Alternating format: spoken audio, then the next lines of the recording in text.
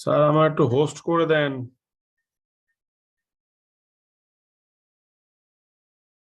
Jamil sir, thank you sir.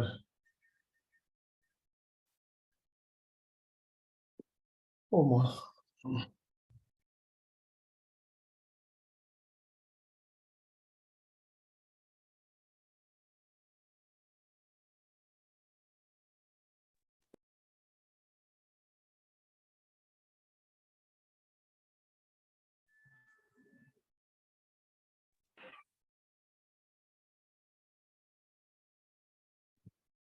ওই যাদেরকে হচ্ছে কো হোস্ট করি, কেউ কি আছেন? কো হোস্ট থাকার মতো এখানে কেউ আছেন এই মুহূর্তে? কো হোস্ট করা যাবে, কেউ আছেন?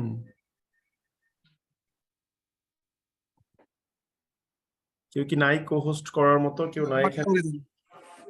চন্দন চন্দন ভৌমিক, ওকে।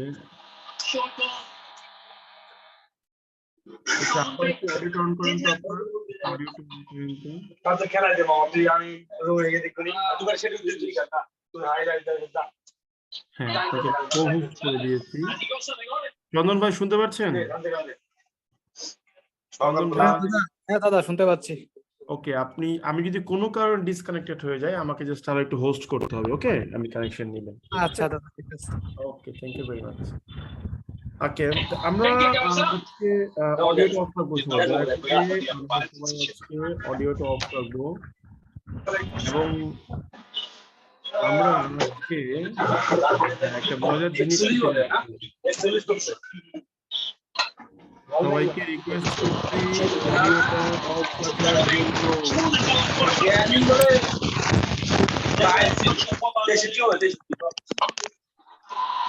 Everyone is requested to switch off the audio button. এত ভালো অবস্থান থেকে মিডল অর্ডারে এত খেলতে কিছু খেলতে পারেনি। What a fantastic catch for the legend Bertoli. Looking good. Couple of boundaries in the previous over. And then this. Have a look at that catch. সবাইকে আমি রিকোয়েস্ট করছি অডিওটা অফ রাখার জন্য। নিজ দায়িত্বে করতে পারি, কিন্তু চন্দ্রশীল অডিওটা অফ রাখেন, অডিওটা অফ রাখেন। আমি যদি সবাইকে ফোর্স মিউট করে দেই তাহলে কিন্তু আমাকে আর কেউ অডিও অন করে কথা বলতে পারবেন না। Be careful. আমি সবাইকে অনুরোধ করছি switch off the audio button. For first time আমি সবার অডিওটা অফ করে দিলাম, ঠিক আছে? প্রথমবার, তাই সবার অডিওটা আমি অফ করে দিলাম। বাট এরপর থেকে কিন্তু আমি কি করে দেব, আপনাদেরকে হচ্ছে ফোর্স মিউট করে দেব, তখন কিন্তু আপনারা কথা বলতে পারবেন না চাইলেও, ঠিক আছে? রেকর্ড কি হচ্ছে? ক্লাস কি রেকর্ড হচ্ছে? হ্যাঁ স্যার। Okay, thank you. হ্যাঁ দাদা। তো আসেন আমরা তাহলে পড়ি। হ্যাঁ, তো দেখেন আমরা অলরেডি ক্লজ শিখে ফেলেছি, ঠিক আছে?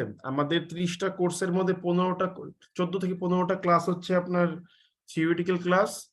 যদি আমরা এক্সাম্পলিফাই করে করে করে করে আলোচনা করছি, তারপরে 15টা ক্লাস কিন্তু পুরো প্র্যাকটিক্যাল ক্লাস, ঠিক আছে? সো মন দিয়ে পড়তে হবে। আজকে আমরা শিখবো ক্লাস 9-এ কি শিখবো দেখি। আজকে আমরা শিখবো বেসিক্যালি ডিগ্রি অফ কম্পারিজন। এটা খুবই ইন্টারেস্টিং একটা টপিক আমাদের দেশের। আমি আপনাকে চ্যালেঞ্জ করতে পারি 99% স্টুডেন্ট এই জায়গাতে বিশাল বড় বড় একটা ভুল করে, যেগুলো আমাদের চোখে হয়তো পড়ে না, বাট এর ইম্প্যাক্ট অনেক বড়। আজকে আমরা এগুলো শিখবো এবং আমি আপনাকে এটাও গ্যারান্টি দিয়ে বলছি যে you are definitely going to learn something special, ঠিক আছে? ওকে, তো আসেন আমরা একটু দেখি। তো ডিগ্রি অফ কম্পারিজনটা আসলে কি? ডিগ্রি অফ কম্পারিজনটা হচ্ছে যখন আমরা কম্পেয়ার করে কথা বলি তখন আমাদের ডিগ্রি অফ কম্পারিজনটা শিখতে হয়, ঠিক আছে? তো ডিগ্রি অফ কম্পারিজনের যেই বিশাল সোর্স অফ লার্নিং, ওই সোর্স অফ লার্নিং এ সবটুকু আমরা আসলে রাইটিং শেখার জন্য এক্সপ্লোর করব না বা করার সুযোগ আমাদের হবে না। We shall explore the minimum thing. আমরা জাস্ট মিনিমাম জিনিসটাকে এক্সপ্লোর করবো, আমরা দেখবো যে পারি কিনা, চলেন, ঠিক আছে? এবং এটা দিয়েই দেখবেন যে আপনার মোটামুটি ভালো একটা পড়া হয়ে যাবে। নমস্কার। মিস করবে। তো এটা দিয়েই আমাদের একটা মিনিমাম আন্ডারস্ট্যান্ডিং হয়ে যাবে লেখালেখির জন্য, ঠিক আছে? ইভেন ক্লজও যে আপনাদেরকে আমি পড়িয়েছি, আমি যে সব পড়েছি তা কিন্তু না, আমি মনে হয় ক্লজের 10% পড়াইছি, বাকি 90%ই রয়ে গেছে। কারণ বাকিটুকু আসলে এক্সপ্লোর করার জায়গা, ওই জায়গাটায় গিয়ে ভাই আসলে আর কি বলে আপনার শেখানো যায় না, যেটা সত্যি কথা। ওই জায়গাটায় গিয়ে একেবারে নিতান্তই আপনার নিজের পরিশ্রমের উপর নির্ভর করবে আপনি কতটুকু এগিয়ে যেতে চাচ্ছেন, ঠিক আছে? সমস্যা নেই, রাগারাগি না করে আমরা পড়ি, দেখি কতটুকু কি করা যায়। তো class 9, degree of comparison. First of all আমাদের জানতে হবে there are how many types of comparison. Always মাথায় রাখবেন, comparison is two types. Comparison হচ্ছে দুই প্রকার। কি কি সেটা? একটা হচ্ছে ইকুয়াল কম্প্যারিজন ভার্সেস হচ্ছে আপনার আনইকুয়াল কম্প্যারিজন। এই হলো দুই প্রকারের কম্প্যারিজন আমাদের কাছে আছে, ঠিক আছে? ওকে ওকে।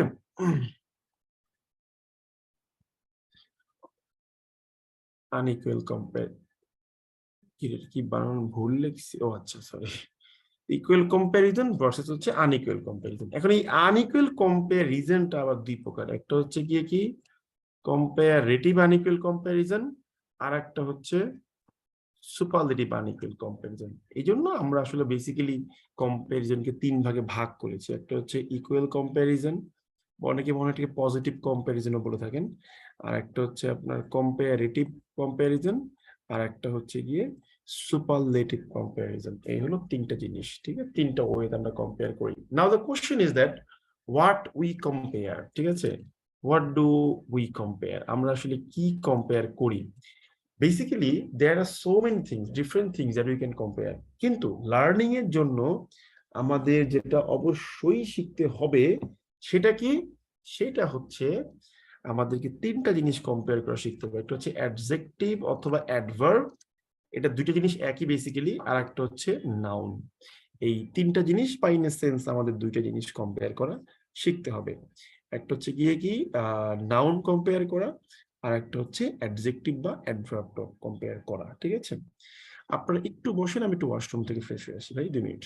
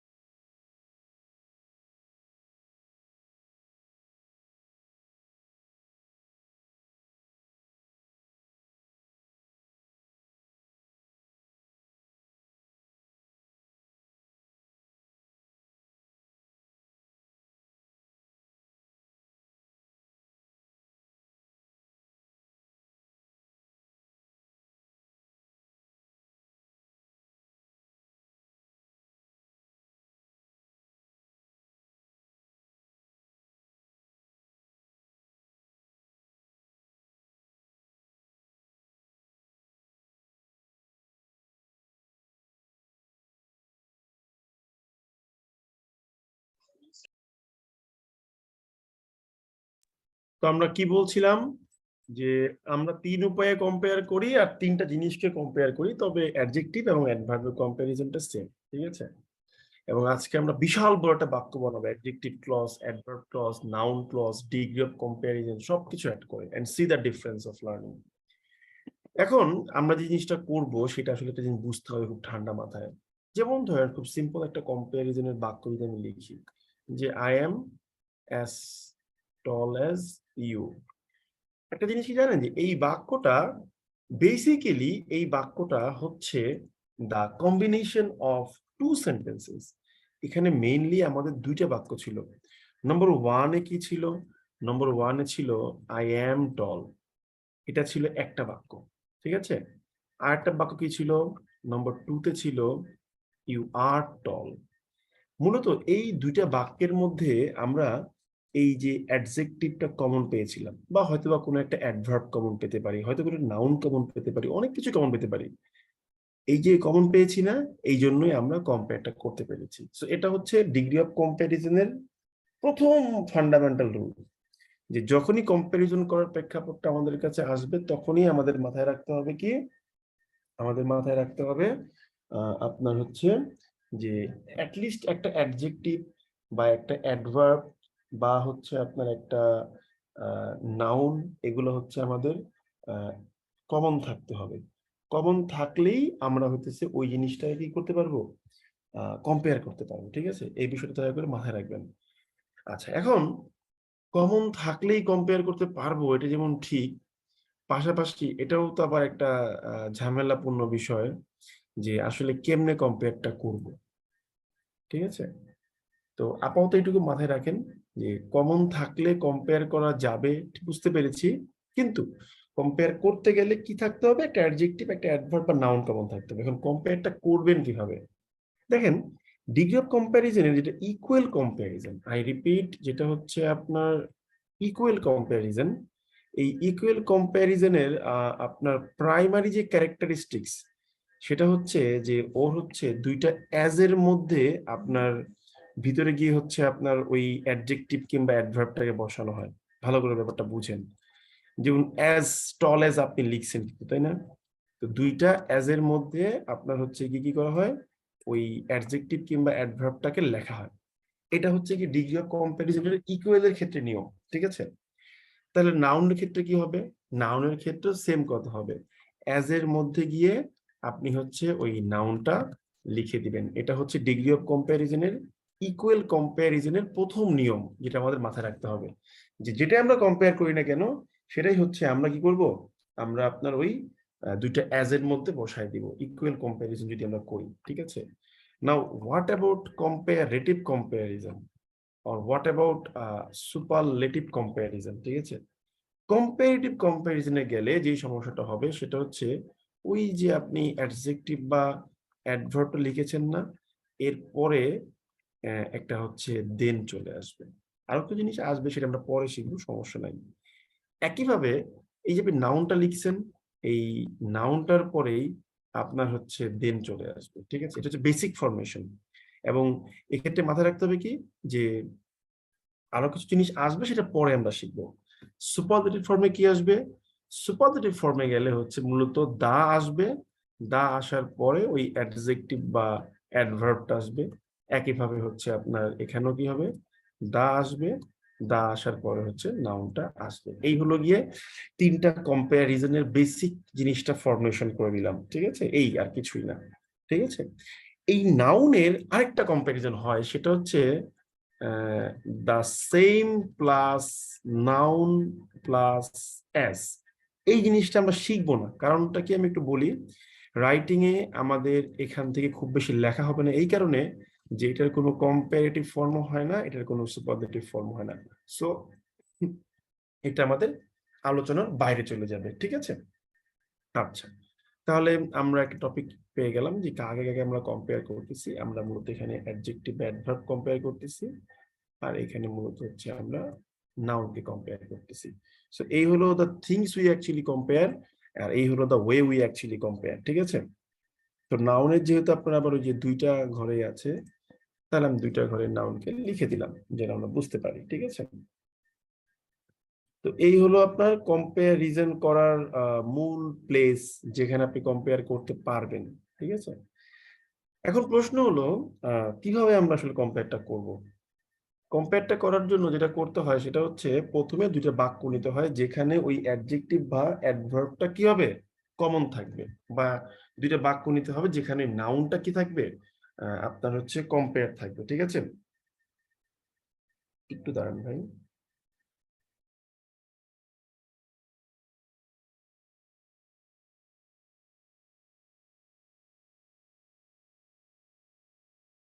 ওকে, এখন দেখেন, একটা জিনিস বলি, সেটা হচ্ছে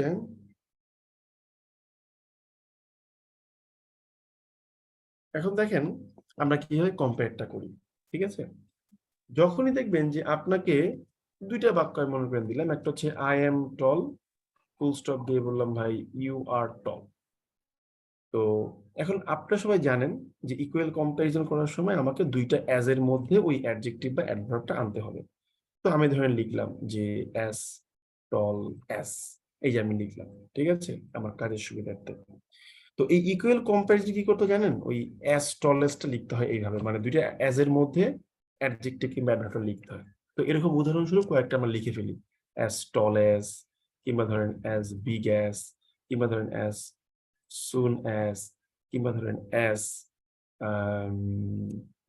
beautiful as, কিংবা ধরেন as happy as, এরকম অনেকগুলো আমি লিখে দিলাম, ঠিক আছে। এখন প্রবলেমটা হচ্ছে আপনাদের ক্লাসটা একটু অন্যরকম লাগতে পারে, হ্যাঁ, একটু ঠান্ডা মাথায় ক্লাসটা করবেন, এই ক্লাসটা একটু অন্যরকম ক্লাস। এখন যখনই এগুলো কম্পারেটিভ ফর্মে চলে যাবেন তখন কিন্তু ওই অ্যাডজেক্টিভ কিংবা অ্যাডভার্বের পরে দেন বসবে, ঠিক আছে, কিন্তু এই অ্যাডজেক্টিভ বা অ্যাডভার্বটার আপনার হচ্ছে কম্পারেটিভ ফর্মটাও কিন্তু আমাদের কি করতে হবে, ক্রিয়েট করতে হবে। এই যে আমি এখন ক্রিয়েট করবো, দেখেন টলার দেন, আমি কিন্তু অ্যাডজেক্টিভ অ্যাডভার্বের কম্পারেটিভ ফর্ম লিখলাম, তারপরে গিয়ে হচ্ছে টলার দেন লিখলাম। এখন এই জায়গাটাতে এসে দেখতে হয় যে ওয়ার্ডটা, এই অ্যাডজেক্টিভ বা অ্যাডভার্বটা এটা কত সিলেবল বিশিষ্ট। যদি এটা এক সিলেবল বিশিষ্ট হয় তাহলে সাধারণ নিয়ম হচ্ছে আপনি জাস্ট এটার পরে একটা ইআর বসাই দিবেন। কিন্তু যদি আপনি দেখেন যে এক সিলেবল বাট লাস্টে একটা কনসোনেন্ট আছে, আগে একটা ভাওয়েল আছে, যেমন ধরেন বিগ, লাস্টে কনসোনেন্ট বাট আগে ভাওয়েল, সেক্ষেত্রে কনসোনেন্টটা দ্বিতীয় উচ্চারণ হবে, অর্থাৎ বিগ আর দেন হবে, ঠিক আছে। আর যদি দেখেন যে না, লাস্টে কনসোনেন্ট কিন্তু আগে ভাওয়েল, ভাওয়েল আমাদের দুইটা, সেক্ষেত্রে আপনি চাইলেও ডাবল উচ্চারণ করতে পারবেন না, তাই ওটাকে নর্মাল ভাবেই সুন আর দেন লিখে দিলে হবে। আর যদি দেখেন যে লাস্টে কনসোনেন্ট আছে, উদাহরণ দিচ্ছি, দেখেন লাস্টে কনসোনেন্ট আছে, যেমন ডব্লিউ একটা কনসোনেন্ট, তার আগে একটা ভাওয়েল আছে, হিসাব মোতাবেক কিন্তু এটা কি হওয়া উচিত, এই কনসোনেন্টটা দ্বিতীয় উচ্চারণ হওয়া উচিত। কিন্তু সেই ওয়ার্ডটা যদি হয়ে থাকে ধরেন ডব্লিউ এক্স অথবা ধরেন জেড, এগুলাকেও দ্বিতীয় উচ্চারণ করতে হয় না, ঠিক আছে। তো এগুলাকে আপনি নর্মাল ভাবে স্লোয়ার দেন লিখতে পারবেন।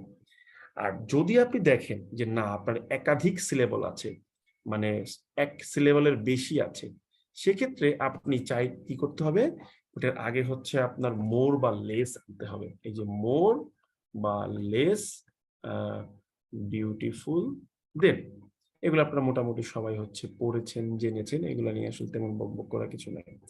আর যদি আপনি দেখেন যে না, সিলেবল মিলেবল যাই হোক, ওই অ্যাডজেক্টিভ কিংবা অ্যাডভার্বের শেষে হচ্ছে আপনার কি আছে, ওয়াই আছে, সেক্ষেত্রে ওই ওয়াইটা কেটে দিয়ে আপনি আনবেন হচ্ছে আই ই আর, যেমন হ্যাপি আর টেন, ঠিক আছে।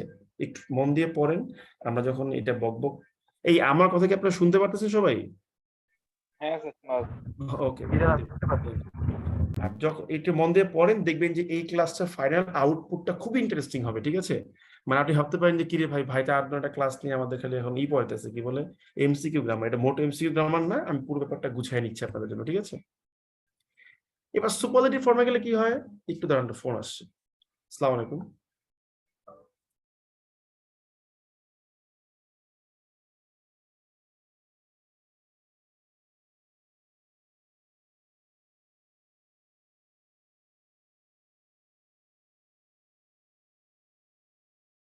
তো এখন আমি বলতেছি যে সুপারলেটিভ ফর্মে গেলে কি হয়, এই যে আপনি দা লিখবেন, এই টলটাকে এখন টলেস্ট হয়ে যাবে, শেষ, আর কিছুই নাই। বিগটা কি হয়ে যাবে, বিগারটা কি হবে, দা বিগেস্ট হয়ে যাবে, আর কিছুই না। এটা কি হবে, দা সুনেস্ট হয়ে যাবে। এটা কি হবে, দা স্লোয়েস্ট হয়ে যাবে। এটা কি হয়ে যাবে, আরে হ্যালো, আসসালামু আলাইকুম। হ্যাঁ বলেন, শুনছি।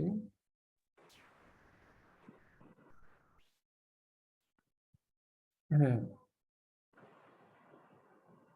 আচ্ছা, আমি একটু ক্লাসে আছি, আমাকে একটু আমাকে সকাল থেকে ফোন দেন, হয়তো অ্যাড করা হয় না, ঠিক আছে, এই জন্য আর কি। ওকে, আচ্ছা okay. তো আমি লিখলাম কি, দা হ্যাপিয়েস্ট। এই যে দেখেন, আমি কিন্তু সবগুলো ফর্ম কিন্তু আমি কি করে তৈরি করে ফেলেছি, ঠিক আছে। তার মানে কি, এটাকে এখন সুপারলেটিভ ফর্মে নিয়ে গিয়েছি, ঠিক আছে।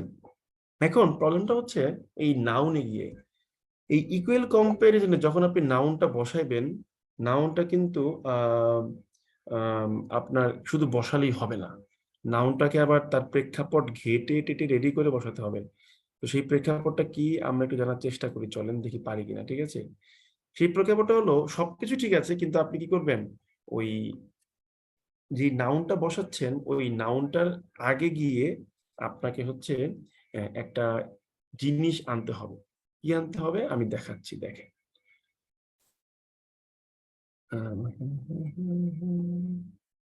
এগুলো আপনারা অনেকে পড়েছেন, মেনি অথবা মাচ, আর এখানে হচ্ছে আপনার ফিউ অথবা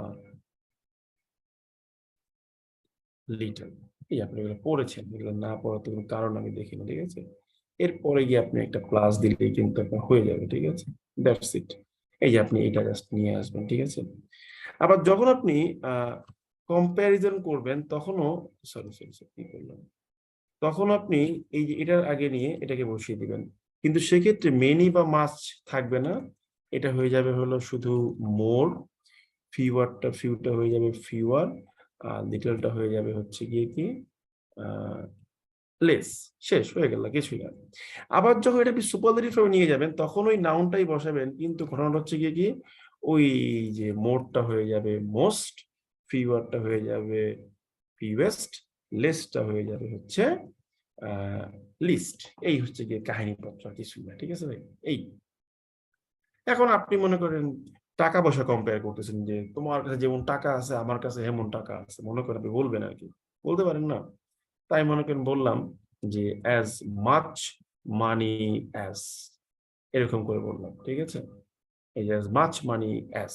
এখন এখানে এই মাছের ব্যাপারটা বুঝতে হবে কিভাবে, যে নাউনটা যদি কাউন্টেবল হয় তাহলে হচ্ছে বেশি বোঝালে মাছ, কম বোঝালে ফিউ, মানে নন কাউন্টেবল হলে ফিউ, সরি লিটল। আর যদি নাউনটা কাউন্টেবল হয়, বেশি বোঝালে মেনি, কম বোঝালে ফিউ। এখন বেশি বা কম বলা সত্ত্বেও কেন ইকুয়াল হচ্ছে, কারণটা হচ্ছে আমি বললাম তোমার কাছে যেমন অনেক টাকা আছে আমার কাছেও অনেক টাকা আছে, তোমার কাছে যেমন কম টাকা আছে আমার কাছেও তেমন কম টাকা আছে, সমান সমান করে বলতেছি। কিন্তু আমি যখন কম্পেয়ার করবো তখন কি হবে, তখন হচ্ছে তোমার কাছে যা আছে তার চাইতে আমার কাছে কম আছে, তখন হচ্ছে আপনি আনইকুয়াল কম্প্যারিজন করতেছেন। বাট এখানে আমি যখন বলবো তোমার কাছে যত টাকা আছে, তোমার কাছে যখন বেশি টাকা আছে আমার কাছে বেশি টাকা আছে, তখন কিন্তু জিনিসটা ইকুয়াল কম্প্যারিজন। ব্যাপারটা হিসেবে বুঝতে পেরেছেন? একটু বলবেন প্লিজ।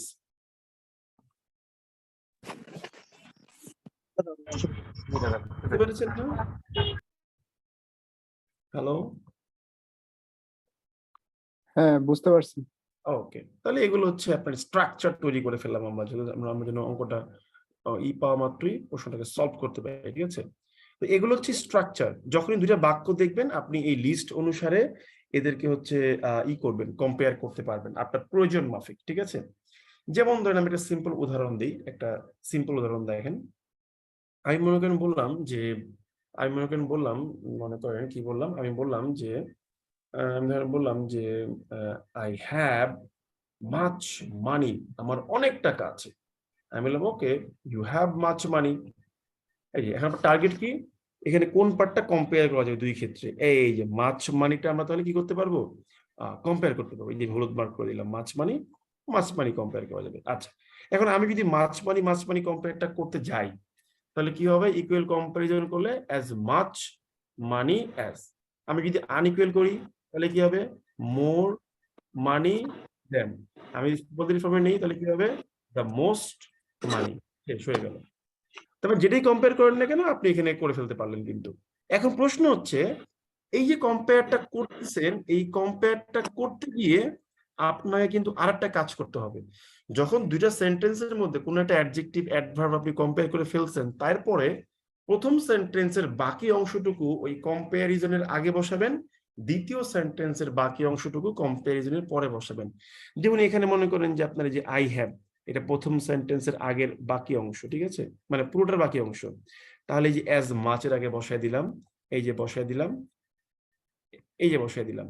এরপর সেকেন্ড সেন্টেন্সের ইউ হ্যাভ, এটাকে আমি পরে বসায় দিলাম, এটাকে আমি পরে বসায় দিলাম, এটাকে আমি পরে বসায় দিলাম। এই যে আমার কিন্তু তিনটা কম্পেয়ারিজন করা বাক্য হয়ে গেল, ঠিক আছে। এখন দয়া করে বললেন ভাই হ্যাভটা তো বাদ দিতে হবে, ওটা পরে আমরা শিখবো। আমাদের এতক্ষণ মধ্যে আইডিয়া কি ছিল, কিভাবে কম্পেয়ার করব দুইটা সেন্টেন্সের মধ্যে। কম্পেয়ার করার পরে প্রথম সেন্টেন্সে যা আছে বাকি তা আগে, দ্বিতীয় সেন্টেন্সে যা আছে বাকি তা পরে। এই ব্যাপারটা বুঝতে পারলাম সবাই আমরা? Yes or no? Yes. Okay, done. এখন এটা করার পরে আমাদের কাজটা কি, আমাদের কাজ হচ্ছে একটা জিনিস খুব সিম্পলি মাথায় রাখা, কখনো সুপারলেটিভ ফর্মে গেলে এটাকে আর পরের অংশটা আনতে হয় না। কারণ আই হ্যাভ দ্য মোস্ট মানি মানে তো আমার সবচেয়ে বেশি আছে, ইউ হ্যাভ তাহলে আমার কিন্তু বলার দরকার নাই। দরকার আছে কি, দরকার আছে কি? No. দরকার নাই, তাই সুপারলেটিভ ফর্মে এখানে এটা শেষ। তাই আমরা যে কাজটা করব, সুপারলেটিভ ফর্মে গিয়ে সবগুলা শেষে এটা একটা ফুল স্টপ দিব, যেন আমরা বাসায় বসে বুঝতে পারি যে এটা এখানেই কি হয়ে যাবে, এটা এখানে হচ্ছে শেষ হয়ে যাবে। ঠিক আছে, এই যে আমি এটাকে শেষ করে দিচ্ছি, এখানে দেখেন, এই যে এটা কিন্তু এখানে শেষ, মাথায় রাখবেন। তার মানে সুপারলেটিভ ফর্মে শুধু প্রথম অংশটুকু বসিয়ে দিলেই হয়ে যায়, আর কিছু করতে হয় না। ঠিক আছে, তো আমরা এখন যে কাজটা করব সেটা হচ্ছে আমরা কয়েক জোড়া বাক্য লিখবো এবং বাক্য লিখে আমরা এগুলাকে হচ্ছে অ্যানালাইসিস করব। ঠিক আছে, তো আসেন আমরা অ্যানালাইসিসটা শুরু করি। তো আমি মনে করেন বললাম যে এটা হচ্ছে নম্বর 1, 1 নম্বর কাপল বাক্য। তো এই বাক্যে আমি যদি ইকুয়াল কম্প্যারিজনটা করি তাহলে আমার আউটপুটটা আসলে কি আসবে দেখা যায়। আমি যদি ইকুয়াল কম্প্যারিজন করি তাহলে কি হবে, প্রথম টল, দুই টল মিলে হবে অ্যাজ টল এস, তাহলে I am as tall as you are. সবাই বুঝতে পারছেন না ভাই বিষয়টা, বলেন তো একটু। জি। আচ্ছা, আমি যদি আনইকুয়াল করি তাহলে কি হবে, I am taller than you are. আমি যদি সুপারলেটিভ ফর্মে নেই তাহলে কি হবে, আই এম দা টলেস্ট। বুঝতে পারছেন না সবাই ব্যাপারটা, একটু বলেন তো বুদ্ধি করে। জি স্যার। বুঝতে পারছেন, আচ্ছা। এখন আমি যদি আরেকটা জোড়া কাপল বাক্য দেই আপনাকে তাহলে কি হবে দেখা যাক। আমি মনে করেন বললাম আই প্লে ওয়েল, তারপর হচ্ছে ইউ প্লে ওয়েল। তাহলে এটাকে আপনি যদি ইকুয়াল কম্প্যারিজন করতে চান তাহলে কি হবে, তাহলে হবে I play as well as you play, নাকি? ঠিক আছে কিনা কথাটা বলেন তো। জি স্যার। আচ্ছা, আমি যদি কম্পারেটিভ করতে চাই তাহলে কি হবে, ওই একইভাবে I play better than you play. ঠিক আছে কিনা, কারণ আমরা জানি ওয়েলটা আপনার কম্পেয়ার করলে হচ্ছে বেটার হয়, নাকি? জি স্যার। আচ্ছা, বেটার দেন ইউ প্লে আমি লিখলাম, কোনো সমস্যা নাই। ঠিক আছে, বা আমি যদি সুপারলেটিভ ফর্মে নেই তাহলে কি হবে, আই প্লে দা বেস্ট, এই তো হবে, নাকি? আর কিছু কি হবে না। তো আমি এখন বারবার এই কম্পারেটিভ সুপারলেটিভ না লিখে আলোচনাটাকে সহজ করার জন্য আমি একটা কাজ করছি, শুধুমাত্র ইকুয়ালটা দিয়ে বোঝাচ্ছি। ঠিক আছে, দেখেন, তা আমি যদি বলি I play well full stop দিয়ে ইউ রিড ওয়েল, তাহলে ইকুয়াল কম্পারিজন করলে কি হবে, ইকুয়াল কম্পারিজন করলে হবে I play as well as you read, শেষ হয়ে গেল। আমি কম্পারেটিভ বা সুপারলেটিভ গুলো লিখছি না। ঠিক আছে, একটা লিখলে আমাদের হয়ে যাবে কাজ। আমি যদি বলি আই লাভ ইউ মাচ, ঠিক আছে, তারপরে বললাম আই লাভ হার মাচ, তাহলে এটাকে আমি ইকুয়াল কম্পারিজন করলে কি হবে, এটা হবে I love you as much as I love her, হয়ে গেল, শেষ। দয়া করে মনে করেন না যে এগুলো কি পড়া যাচ্ছে ফালতু জিনিসপত্র, এটার প্রয়োগটাই বিশাল বড়, একটু করে দেখবেন। যে জিনিসটা পড়াবো এটা বাংলাদেশের কোনো বইয়ে নাই, শিওর থাকেন। ঠিক আছে, লাস্ট দুইটা sentence sir. I love you much, ঠিক আছে, হি লাভস ইউ মাচ। তাহলে আমি যদি ইকুয়াল কম্পারিজন করি তাহলে কি হবে, I love you as much as he loves you. আচ্ছা, তারপরে আমরা 6 নম্বর বাক্যে যাই, দেখি পারি কিনা। 6 নম্বর বাক্যে কি বললাম যে ইন দা মর্নিং কমা দিয়ে আই প্লে ওয়েল। ঠিক আছে, তারপরে বললাম যে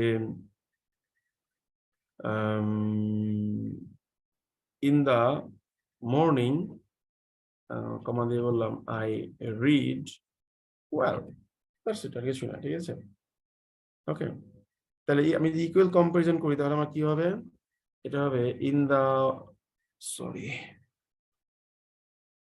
ইন দা মর্নিং কমা দিয়ে I play as well as in the morning I read.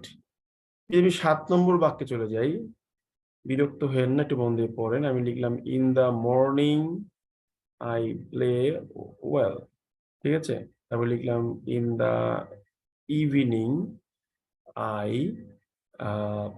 Play well, for example লিখলাম। যদি আমি এটা কম্পেয়ার করি তাহলে সরি, তাহলে কি হবে, এটা হবে ইন দা মর্নিং। এখানে প্রত্যেকটা বাক্য একটা কারণে লিখতেছি, এরকম র্যান্ডমলি লিখতেছি, ভাইবেন না দয়া করে। ঠিক আছে, এটা কমা হবে, কমাগুলো দেই নেই কেন রে ভাই, কি রে ভুল করলাম কেন। In the morning I play as well as in the evening comma দিয়ে আই প্লে। আচ্ছা গেল, এই হলো মোটামুটি আমাদের বাক্যের অবস্থা। বুঝতে পারছেন না সবাই? বলেন তো একটু ভাই, মনে করে এখন তো। জি স্যার। জি দাদা। আচ্ছা কিরম লাগতেছে শেষের দিকে? এখন আপনি যদি কম্পারেটিভ করেন এই সেম জিনিসটাই হবে, সুপারলেটিভ করলে জাস্ট পরের অংশটা বাদ যাবে, তারপর ওগুলো আমার আলোচনা আনার দরকার নাই। এখন এখানে প্রবলেমটা হচ্ছে কোথায় একটু দাঁড়ান, আমি 1 নম্বরের কম্পারেটিভ সুপারলেটিভ বাদ দিয়ে দিলাম 2 নম্বরের মানে বিষয়টাকে ইজি রাখার জন্য। এখন সমস্যাটা কোথায় হচ্ছে আমি বলি। আপনাদের অনেকের মনে একটা বিষয় প্রশ্ন জেগেছে যে কি রে ভাই, একই কথা কেমন জানি দুইবার চলে আসছে, তাই না? কথা কি ঠিক আছে আমার? জি স্যার। একই কথা দুইবার আসছে, তার মানে এই কম্পারিজন গুলোকে ডিরেক্টলি স্ট্যান্ডার্ড কম্পারিজন বলা যাবে না। This are it very embryo condition of comparison, মানে প্রাথমিক ভ্রূণ পর্যায়ে এসে আছে। এটা এখনো সলিড কম্পারিজন কিন্তু হয় নাই, ঠিক আছে? এটা এখনো কোথায় আছে? ভ্রূণ পর্যায়ে আছে। তাহলে এই ভ্রূণ পর্যায়ে থাকা কম্পারিজন গুলোকে আমরা একটু গুছিয়ে নিই, দেখি পারি কিনা, চলেন, ঠিক আছে? তো এই ভ্রূণ পর্যায়ের কম্পারিজনটাকে কিভাবে স্ট্যান্ডার্ড করবো সেটা একটু শিখি। এটাকে শিখবেন কিভাবে? এই যে আমি একটা নোট দিব আপনাকে। এখন নোটটা হচ্ছে, if any part of both sentence is same except verb, যদি ভার্ব বাদে 2 সেন্টেন্সের মধ্যে কোনো কিছু সেম পেয়ে যান, ঠিক আছে, omit it, এটাকে বাদ দিয়ে দেন। তাহলে আমরা দেখি তো কোথায় কোথায় কি সেম পাই ভার্ব বাদে। যেমন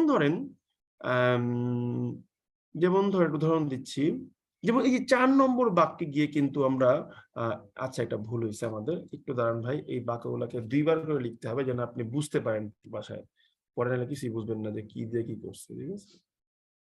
জাস্ট এ সেকেন্ড প্লিজ, একটু দাঁড়ান, বিরক্ত হওয়া যাবে না, এগুলো খুব টেকনিক্যাল ক্লাস রে ভাই, একদম ধৈর্য সহকারে বসে এগুলো করতে হয়। এই ক্লাসে 1 ঘন্টা শেষ করা যায় না, আমি দেখছি, খুব টাফ। আপনাদের ক্লাসগুলো কি হেল্পফুল হচ্ছে মনে হয়? জি দাদা। তো এখানে আসলে আমি রিভিউ নেই, কারণ হচ্ছে একজন দাবি করছে যে আমি নাকি পোলাপানটা জোর করে রিভিউ নেই, পরে বলছে থাক রিভিউ টিভিউ আর নিবো না, দরকার নেই, ভালো লাগবে না, মন চলে রিভিউ করবে, না মন চাইলে নাই, ঠিক আছে? তো দেখেন আমরা দেখি কোথায় কোথায় সেম জিনিস পাচ্ছি। যেমন ধরেন 4 নম্বর বাক্যে দেখবেন সাবজেক্ট 2 ক্ষেত্রে সেম পাচ্ছেন না? সাবজেক্ট 2 ক্ষেত্রে সেম, হ্যাঁ সাবজেক্ট 2 ক্ষেত্রে সেম পেয়েছি না? এই যে পরের অংশ থেকে তাহলে আমরা সাবজেক্টটা বাদ দিয়ে দিলাম। এরপর দেখেন 5 নম্বর বাক্যে গিয়ে দেখেন 2 ক্ষেত্রে অবজেক্ট সেম, 2 ক্ষেত্রেই অবজেক্ট হচ্ছে গিয়ে কি ইউ, ঠিক পেয়েছি না আমরা? জি দাদা। তাহলে এখান থেকে আমরা ইউটাকে বাদ দিয়ে দিব। তারপরে দেখেন 6 নম্বর বাক্যে 2 ক্ষেত্রে কিন্তু সাবজেক্টটা সেম, তাহলে আমরা এখান থেকে আইটাওকে বাদ দিয়ে দিব, ঠিক আছে? ওকে, এখানে আর তেমন কিছু সেম পাই। তো মুদ্রা কথা একটাই যে ভাই ভার্ব বাদে যা কিছু সেম পাইলাম সবকিছু আমরা দূর করে দিলাম। এটা নিয়ে কার কোনো ডিবেট আছে এই মুহূর্তে? আর আশা করি নাই, নাকি? In the morning. হ্যাঁ, কোথাও সেম পেয়েছেন? ওই যে হ্যাঁ সেম পেয়েছি, ইয়েস ব্রিলিয়ান্ট। এই যে 2 ক্ষেত্রে আবার এই প্রিপোজিশনাল ফ্রেজটাও সেম, ইন দ্য মর্নিং, তাহলে পরের ইন দ্য মর্নিংটা বাদ দিয়ে দিব, ব্রিলিয়ান্ট। এই যে বাদ দিয়ে দিলাম। কোনো কোশ্চেন আছে এই বিষয়ে কারো? তাহলে হ্যালো নো স্যার। আমি বুঝতে হ্যাঁ দাদা। তো আমরা শিখলাম কি, এই সেটআপটা দেওয়ার পরে আমাদের টার্গেট হচ্ছে গিয়ে ভার্ব বাদে আমরা যা কিছু সেম পাবো তা আমরা দূর করে দেব, সোজা কথা শেষ, ঠিক আছে? নম্বর 7 এ তো ভাই একটা ইন দা মর্নিং, একটা হচ্ছে আচ্ছা নম্বর 7 ও সেম সাবজেক্ট, ওকে, তাহলে বা বলেন না কেন, বলেন, এই যে বাদ দিয়ে দিলাম, কোনো সমস্যা নাই। এখানে যেহেতু আই পেয়েছেন তাহলে এখান থেকে আইটা বাদ দিয়ে দিবেন, শেষ হয়ে গেল, আর কিছুই না, ঠিক আছে? এটা হচ্ছে নিয়ম, আর কিছুই না। আচ্ছা, এখন প্রশ্ন হলো ভার্বের ক্ষেত্রে আসলে হয়টা কি, এটা বুঝতে হবে। ভার্বের ক্ষেত্রে প্রথমেই দেখতে হবে যে at first, না আমি একটু লিখিনি, হোয়াট অ্যাবাউট ভার্ব, আমি লিখলাম হোয়াট অ্যাবাউট ভার্ব। ভার্বের ক্ষেত্রে কি হয় তাহলে জানা যাক। আমরা লিখবো যে at first, প্রথমত look at the later part of the sentence. প্রথমে কি করবেন, পরবর্তী অংশে দেখবেন, মানে প্রথম অংশে না, পরবর্তী অংশে, কম্পারিজন করার পরের অংশে।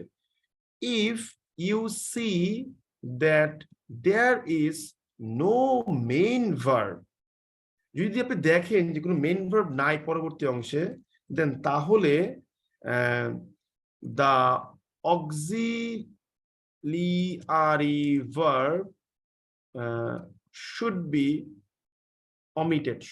অক্সিলারি ভার্বটা বাদ দিয়ে দেওয়া উচিত। যদি দেখেন পরবর্তী অংশে কোনো মেইন ভার্ব নেই, তাহলে যে অক্সিলারি ভার্বটা আছে সেটাকে বাদ দিয়ে দিবেন। এটা শুধুমাত্র কোথায় হয়েছে?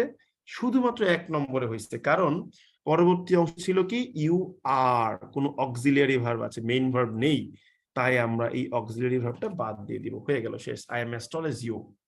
নাও যদি মেইন ভার্ব থাকে তাহলে কি করতে হবে? মেইন ভার্ব থাকলে কি করতে হবে? ঠিক আছে, আমরা লিখবো but what about if main verb is found in the following part of sentence? যদি বাক্যের পরবর্তী অংশে গিয়ে আমরা মেইন ভার্ব পাই তাহলে কি করতে হবে? ঠিক আছে, আমরা একটু দেখি।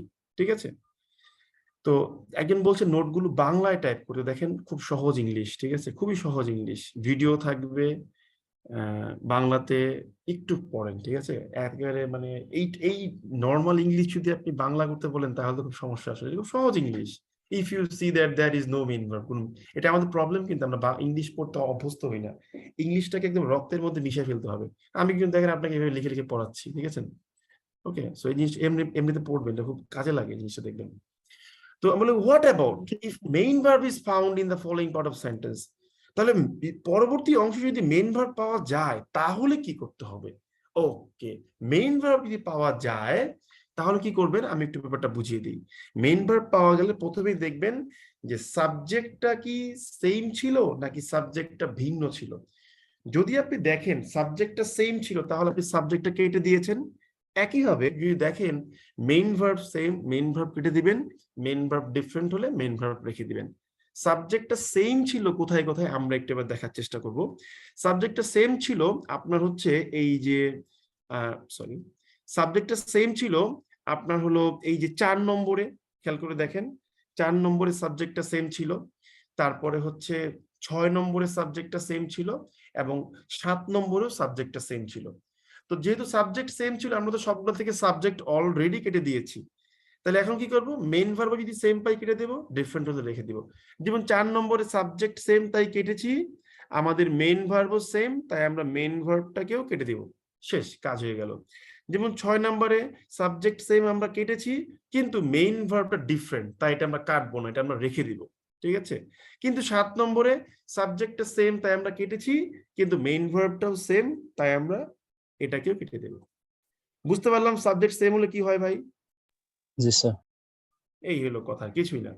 তাহলে বুঝতে পারলাম কি, যদি দেখি যে কোনো অক্সিলারি ভার্ব নেই তাহলে আমরা মেইন ভার্ব নেই পরবর্তী অংশে, তাহলে মেইন ভার্ব না থাকলে তো অক্সিলারি ভার্ব থাকবে, অক্সিলারি ভার্বটা আমরা কেটে দিব। বাট যদি দেখি যে মেইন ভার্ব আছে তাহলে দেখব প্রথমে সাবজেক্ট, তো সাবজেক্ট সেম হলে তো সাবজেক্ট কাটবেন। আর যদি এখন দেখেন যে মেইন ভার্বও সেম তাহলে মেইন ভার্বও কাটেন। আর যদি দেখেন না সাবজেক্ট সেম কিন্তু মেইন ভার্ব ডিফারেন্ট তাহলে সাবজেক্ট কাটবেন কিন্তু মেইন ভার্বটা কাটবেন না। মানে এই পর্যন্ত কিন্তু কোনো ঝামেলা নাই, সেম পাইলে কাটবো, ডিফারেন্ট পাইলে রেখে দিব, শেষ। এখন হোয়াট অ্যাবাউট যদি সাবজেক্টটা ডিফারেন্ট হয়ে যায়? সাবজেক্টটা ডিফারেন্ট হলে তো আপনি সাবজেক্ট কাটতে পারবেন না। কাটতে পারবেন সাবজেক্ট ডিফারেন্ট হলে? বলেন তো বুদ্ধি করে। স্যার সাবজেক্ট ডিফারেন্ট হলে সাবজেক্ট কাটতে পারবেন না। এখন সাবজেক্ট ডিফারেন্ট হওয়ার পর যদি আপনি দেখেন যে মেইন ভার্বটাও ডিফারেন্ট তাহলে কাটা যাবে? বলেন তো বুদ্ধি করে। না স্যার, কাটা যাবে না। আচ্ছা, সাবজেক্ট ডিফারেন্ট হয়ে মেইন ভার্বও ডিফারেন্ট হবে, তো দেখা যাক কোথাও পাই কিনা। যেমন ধরেন যে 2 নম্বরে দেখেন 2 নম্বরে সাবজেক্ট ডিফারেন্ট, আই আর হচ্ছে ইউ, কাটা যাবে না। এখানে মেইন ভার্বটা কিন্তু সেম হয়ে গেছে, তার মানে এটা কিন্তু একটু ভিন্ন জিনিস। কিন্তু 3 নম্বরে দেখেন সাবজেক্টও ভিন্ন, মেইন ভার্বও ভিন্ন, তাহলে সাবজেক্টও কাটবো না, মেইন ভার্বও কাটবো না। ব্যাপারটাই বুঝতে পারলাম সবাই আমরা? জি স্যার। বুঝতে পারলাম। কিন্তু প্রবলেমটা হইছে কোথায় গিয়ে আমি আপনাদেরকে বলি এইবার। প্রবলেমটা হইছে মূলত এই 2 নম্বরে গিয়ে, একটু গ্রিন মার্ক করে দিলাম, সরি এই প্রবলেমটা হয়েছে বেসিক্যালি আপনার এই 2 নম্বরে গিয়ে। কারণটা কি, এখানে সাবজেক্ট ভিন্ন, তাই আমি সাবজেক্ট কাটি নাই, কিন্তু মেইন ভার্বটা আমরা সেম পেয়েছি। আর একটা কোথায়, এই যে 6 নম্বরে গিয়ে সাবজেক্ট ভিন্ন কিন্তু মেইন ভার্বটা সেম। তো সাবজেক্ট যখন ভিন্ন তখন তো আপনি কাটতে পারবেন না সাবজেক্ট, কিন্তু মেইন ভার্বটা যদি সেম হয়ে যায় সেক্ষেত্রে আপনার কাজটা কি, আপনার কাজটা হচ্ছে এই মেইন ভার্বটা কেটে ওইটা টেন্স ওয়াইজ অক্সিলারি ভার্ব আনতে হবে। যেমন ইউ প্লে, এটা প্রেজেন্ট ইনডেফিনিট টেন্স, তাই প্লেটা কেটে আপনাকে আনতে হবে হচ্ছে ডু। একইভাবে 5 নম্বরে গেলে হি লাভস ইউ, এই যে লাভস কেটে আপনাকে আনতে হবে ডু, সরি ডাস। ব্যাপারটা বুঝতে পারলাম সবাই আমরা? জি স্যার। তারপরও আমি একবার বলতেছি, দেখেন যখন দেখব আমার বাক্যের পরবর্তী অংশে মেইন ভার্ব নাই, অক্সিলারি ভার্ব আছে, আমি ওই অক্সিলারি ভার্বটাকেই হচ্ছে আপনার বাদ দিয়ে দিব, এখানের কাজ শেষ। এরপর আমি যদি দেখি মেইন ভার্ব আছে, তখন আমি কি করব, আমি মেইন ভার্ব থাকলে প্রথমে হচ্ছে দেখবো সাবজেক্টটা সেম কিনা। যদি আমি দেখি সাবজেক্ট সেম, সাবজেক্ট তো কাটবো, মেইন ভার্বও সেম পেলে কাটবো, ডিফারেন্ট পেলে রেখে দিব, কোনো ঝামেলা নাই। সাবজেক্ট যখন ডিফারেন্ট হবে তখন তো সাবজেক্ট কাটবো না, সেখানে যদি মেইন ভার্ব ডিফারেন্ট হয় সেখানেও কাটবো না। শুধুমাত্র সাবজেক্ট ডিফারেন্ট হয়ে যদি মেইন ভার্বটা সেম হয়ে যায় সেক্ষেত্রে মেইন ভার্বটা কেটে ওটার সাথে তাল মিলিয়ে আমাকে অক্সিলিয়ারি ভার্ব আনতে হবে। তাহলে এই হচ্ছে কি আমাদের বাক্যের বর্তমান অবস্থা।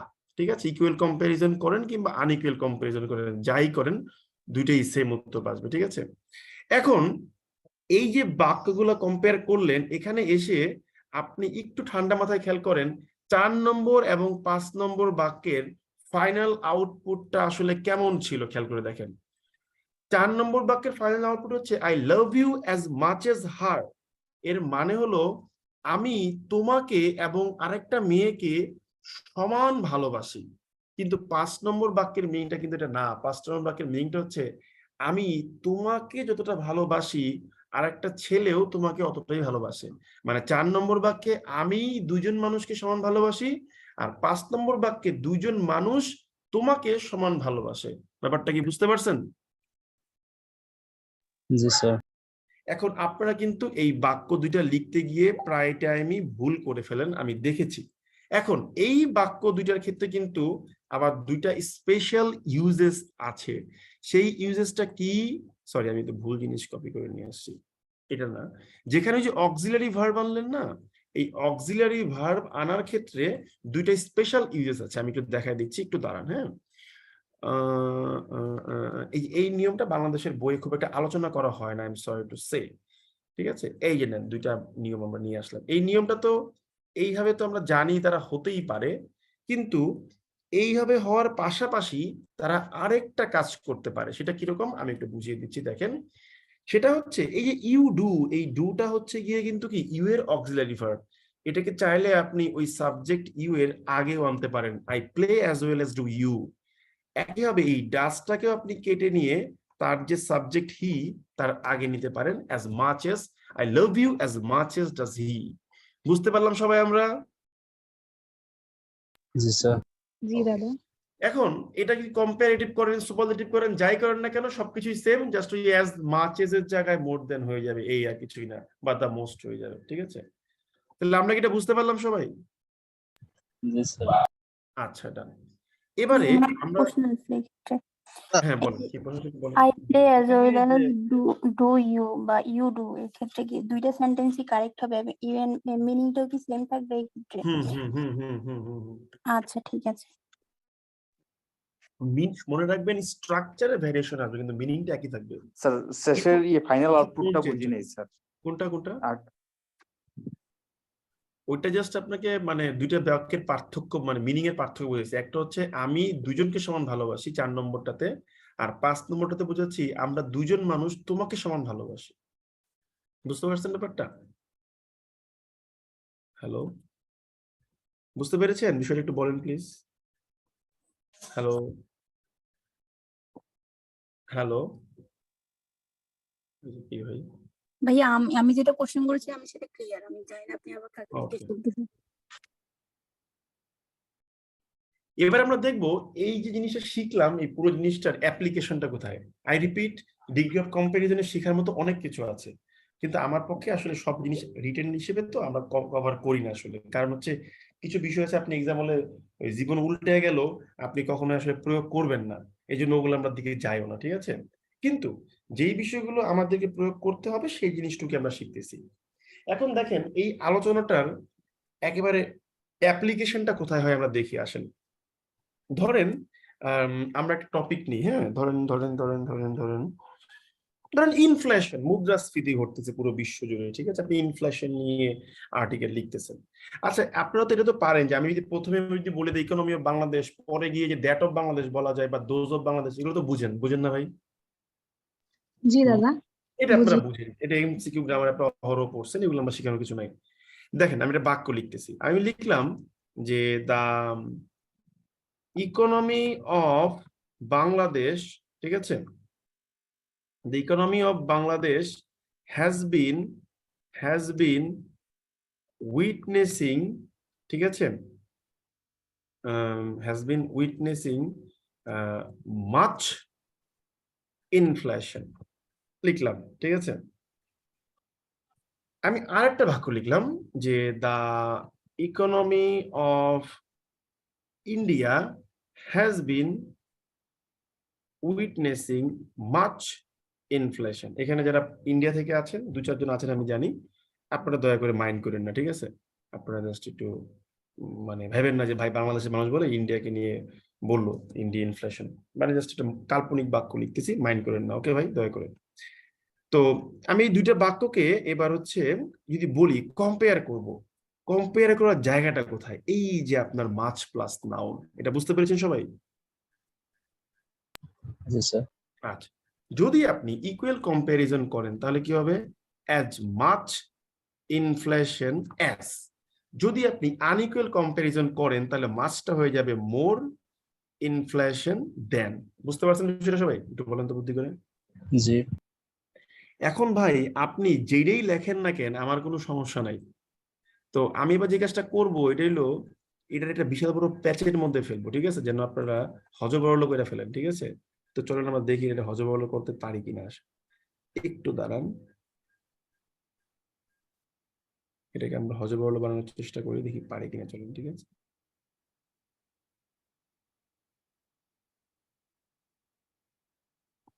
তো আমরা এই দুটো জিনিসকে আমরা এই ভিতরে নিয়ে আসলাম কম্পেয়ার করার জন্য। ফর এক্সাম্পল দেখা যাক কি হয়, ঠিক আছে।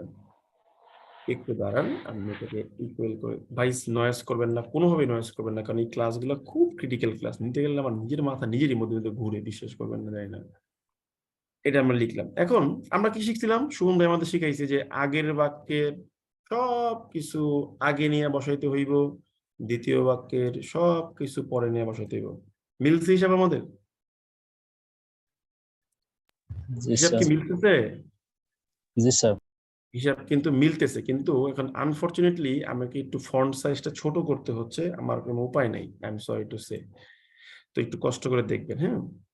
তো আমরা একটা কাজ করি, জাস্ট এ সেকেন্ড। এখন বুঝতে হবে কিন্তু এখানে যে কি হইতেছে, ঘটনাটা কি হয়েছে বলেন তো, এই বুদ্ধি করে বুঝতে পারতেছেন কিনা বলেন তো একটু। যে ওই বাক্যে সবকিছু আগে, বাক্যে সবকিছু পরে, মধ্যখানে এটা বুঝতে পারে নাকি? ঠিক আছে না আমার? জি স্যার। আচ্ছা, আমি অল্টারনেট সাইনটা দিয়ে দিলাম। আচ্ছা, এখন এই বাক্যের সাবজেক্ট হলো বাংলাদেশের অর্থনীতি, আর পরের অংশের সাবজেক্ট হচ্ছে ভারতের অর্থনীতি। এটা কি সেম না ডিফারেন্ট বলেন তো বুদ্ধি করে? আলাদা। ডিফারেন্ট, কিন্তু মেইন ভার্বটা সেম, মেইন ভার্বটা কিন্তু সেম নাকি? তাহলে হ্যাঁ দাদা। তাহলে উইটনেসিং ওয়ার্ডটা কেটে দিয়ে আমাদের অক্সিলারি ভার্ব আনার কথা। এখন উইটনেসিং ভাই কাটলে তো অক্সিলারি ভার্ব অলরেডি আমাদের হ্যাজ বিন আছেই নাকি? আছে তো নাকি? জি স্যার। তাহলে এটাকে আমি এইটুকু রেখে দিলাম। এইটুকু বুঝতে পারলাম সবাই আমরা? হ্যালো, জি বুঝতে বুঝতে পারলাম সবাই আমরা? জি স্যার। বুঝতে পারছি। আচ্ছা, এই যে একজন বলতেছেন যে আমি 8:12 ই পাঠাইছি, নিউজ পেপার ইয়েতে এনরোল করেছি। এখন ভবিষ্যতে আমি তো ক্লাসে আছি, ঠিক আছে, এতটা টেন্সড হলে হবে না ভাই, ওকে, একটু ঠান্ডা থাকেন, হবে, কোনো সমস্যা নেই, ঠিক আছে। আমরা টেক্সট পাঠাচ্ছি তো ভাই, ইনফ্যাক্ট আমি পাঠাচ্ছি, ক্লাসও নিচ্ছি, পাঠাচ্ছি, তো একটু ওয়েট করেন, পেয়ে যাবেন, দেখবেন হয়তো কোনো কারণে মিসিং হয়েছে, ঠিক আছে, টেনশন করবেন না। এখন একটা জিনিস দেখেন, এখন আমাদের এই বাক্য কিন্তু এখানে শেষ, কোনো সমস্যা নাই, কিন্তু আপনি একটা জিনিস জানেন যে এই যে হ্যাজ বিন আছে, এখানের অক্সিলারি ভার্বটা কিন্তু আপনি আগে নিতে পারেন।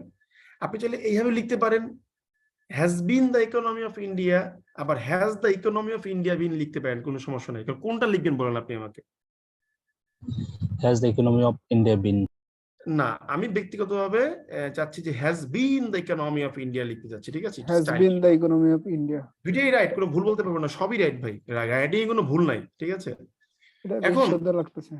হ্যাঁ, এখন আমার প্রশ্ন হচ্ছে আমার এই প্রথম অংশের subject the economy of Bangladesh, পরের অংশের ইকোনমি অফ ইন্ডিয়া, তাহলে দ্য ইকোনমি অফ ইন্ডিয়া না লিখে আমি যদি দ্যাট অফ ইন্ডিয়া লিখি, কোনো সমস্যা আছে?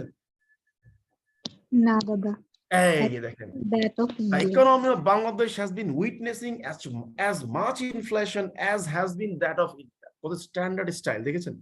এখন কোশ্চেন আছে, আমি যদি বলি দ্য ইকোনমি অফ বাংলাদেশ, এটার জন্য একটা অ্যাডজেক্টিভ ক্লজ আনবো, কোনো সমস্যা আছে?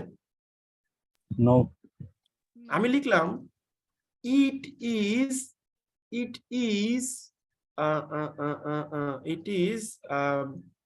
experiencing a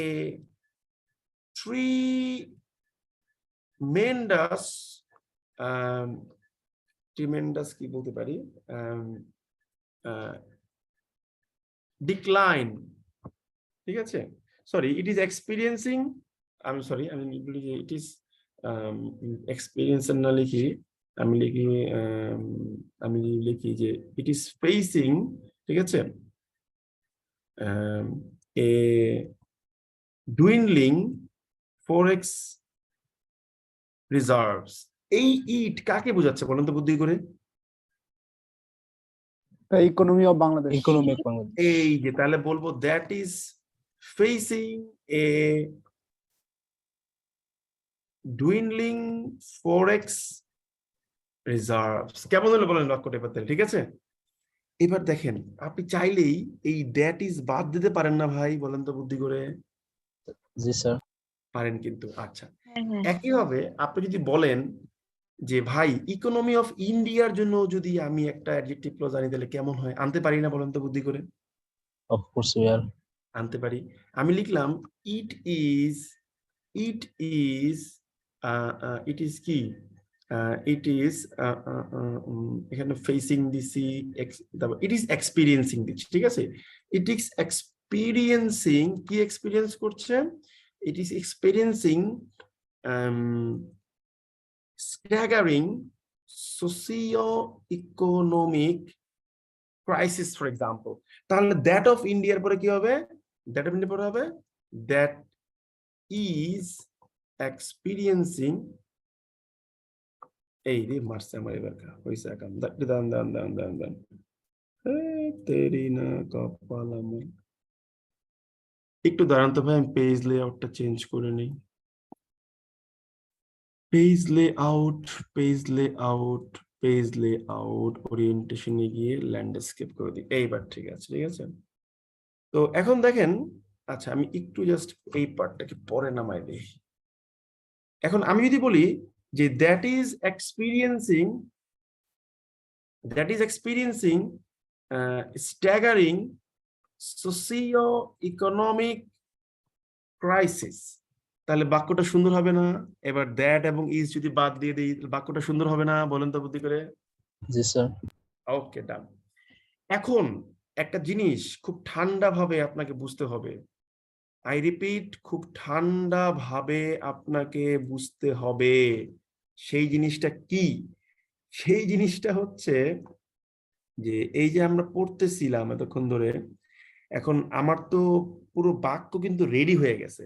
আমি এখন যদি বলি পুরো বাক্যটা আমি কপি পেস্ট করে লিখবো, দেখি তো পারি কিনা। ইকুয়াল কম্পারিজন করলে কি হবে? এখানে এসে অ্যাজ মাচ অ্যাজ দিয়ে আমি বাকি পার্টটুকু কপি করে বসাই দিব, তাহলে তোমার বাক্যটা হয়ে গেল নাকি? হয়ে গেল না বাক্যটা? বলেন তো একটু এবার। দাদা as much inflation as হবে না? আচ্ছা, অ্যাজ মাচ ইনফ্লেশন হবে, হ্যাঁ ঠিক আছে, থ্যাংক ইউ ভাইয়া। আমি একটু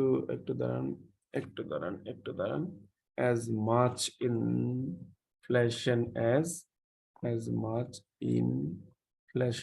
লিখলাম, হয়ে গেল বাক্যটা। বলেন তো বুদ্ধি করে ভাই। Yes, sir. হয়ে গেল। এবারে আমি একটা কাজ করি, আমি এই জিনিসটাকে মুছে ফেলি, হ্যাঁ মুছে ফেলি, মানে আমার এত স্টাইল মিস্টাইল দরকার নাই, আমি নর্মাল করে দিলাম। এখন একটা জিনিস খেয়াল করেন, এই যে ইকুয়াল কম্পারিজনে ছিল অ্যাজ মাচ ইনফ্লেশন অ্যাজ, আর আনইকুয়াল, এখন আমি যদি বলি যে এটাকে আমি আনইকুয়াল করে দিব তাহলে কিন্তু সবকিছুই এক। আমরা জানি যে এই অ্যাজটা কেটে দিতে হবে, তারপরে সেকেন্ড অ্যাজটা কেটে হচ্ছে এখানে দেন লিখতে হবে, আর মাসটা হয়ে যাবে মোর। তাহলে এটা কিন্তু অটোমেটিক্যালি আনইকুয়াল কম্পারিজন হয়ে গেল না বলেন তো বুদ্ধি করে? Yes, sir. হয়ে গেল। এইবারে দেখেন দুই কম্পারিজনে কিন্তু ভাই সবকিছুই সেম না ভাই? জি। হ্যাঁ, শুধুমাত্র এই কম্পারিজনে এসে একটু পার্থক্য। এখন আমি যদি বলি যে বাংলাদেশের অর্থনীতি হয় ইন্ডিয়ার সমান ক্রাইসিস ফেস করবে অথবা বেশি ফেস করবে, তাহলে কিন্তু একই সঙ্গে আপনি কি করতেছেন, একই সঙ্গে আপনি হইতেছে ইকুয়াল কম্পারিজনটাও কম্পেয়ার করতেছেন অথবা আনইকুয়াল করতেছেন। সেক্ষেত্রে কি হবে, সবকিছু সেম থাকবে। এই যে as much inflation as or more inflation than, এরকম হয়ে যাবে। বুঝতে পারলাম? জি, স্যার। হয়ে গেল। তো এটাও আপনি লিখতে পারেন, কোনো সমস্যা নাই, কিন্তু আমরা এই আলোচনাটায় যাচ্ছি না। এটা লেখা যায়, এটা আইবিএ তে একটা প্রশ্ন একবার এসেছিল, ঠিক আছে? আমরা এই জিনিসটাকে অলরেডি কিন্তু অ্যাডজেক্টিভ ক্লজ ইউজ করেছি, কম্পারিজন ইউজ করেছি। এখন আমি যদি বলি যে আমার এই বাক্যটাকে আমি একটা কোটেশন মার্ক দিয়ে কোন একজন ব্যক্তির উদ্ধৃতি বানায় দেব, তাইলে কিরকম হবে দেখা যাক। একজন বলতেছেন যে স্ক্রিনটা বড় করতে, কিন্তু সমস্যা হচ্ছে কি এর চেয়ে বড় আসলে আজকে করা যাবে না। হ্যাঁ, তা আমি একটা কাজ করি, দাঁড়ান আমি লেখাটাকে বড় করে দিই, এই যে বড় করে দিলাম, ঠিক আছে? একজন বলছে ক্লাস 3 কি শুরু হবে আগে ওটা দেখি ভাই, আগে এটা শেষ করি, দাঁড়ান। হ্যাঁ, এখন ধরেন এই যে বাক্যটা, এই বাক্যটা আমি যদি বলি এটা আমি কারো কোনো ব্যক্তির উদ্ধৃতি হিসেবে চালাই দিব। ধরেন আমি মনে করেন বললাম যে এই বাক্যটা বলছে কে, এটা বলছে হচ্ছে আপনার সিপিডির একজন ফেলো রিসার্চার বলছেন। তাহলে কি হবে, ওই যে দেখেন কমা দিয়ে, ইনভার্টেড কমা দিয়ে আমি লিখবো সেইড, ঠিক আছে, ডক্টর দেবপ্রিয়া ভট্টাচার্য, ঠিক আছে, CHARYA। এই ডক্টর দেবপ্রিয়া ভট্টাচার্য সিপিডির আপনার একজন কি বলেন তো? একজন ফেলো রিসার্চার। আচ্ছা, তাহলে এই যে কোটেশনটা করলাম সেইড দিয়ে, এটা ধরতে পারছেন সবাই? একটু বলবেন প্লিজ দয়া করে আমাকে। জি, স্যার। আচ্ছা, তাহলে এটা এই ওনার কোটেশনের ক্ষেত্রে মিনিংটা কি ছিল? এরকম ব্যাপারটা এরকম ছিল যে আপনার বাক্য ছিল এরকম যে ডক্টর দেবপ্রিয়া ভট্টাচার্য সেইড ইট, তার মানে জানি এটা কোটেশন দেওয়া যায়, ঠিক আছে? এখন আমি যদি বলি এই ডক্টর দেবপ্রিয়া ভট্টাচার্যের জন্য আমি একটা অ্যাডজেক্টিভ ক্লজ আনবো, আমি যদি বলি who is one of the veteran ওরে মারে মশাই ইকোনমিস্ট ইন বাংলাদেশ লিখতে পারতাম না বলেন তো ভাই বুদ্ধি করে? জি, স্যার। এই যে আমি one of the veteran economist in Bangladesh এটাকে লিখে দিলাম। দেখছেন কত সুন্দর করে বাক্যের মধ্যে প্যাচ গোস লাগাই দিয়ে বাক্য করে কি করা যায় দেখছেন? এই যে আমি কমা দিয়ে লিখে দিলাম এখান দিয়ে one of the veteran economists in Bangladesh. দেখেন কত সুন্দর বাক্য আপনি লিখে ফেলছেন, দেখছেন? এখন বাক্য সুন্দর হওয়ার শেষ এখানেই না, আমরা আরো ভাবতে পারি,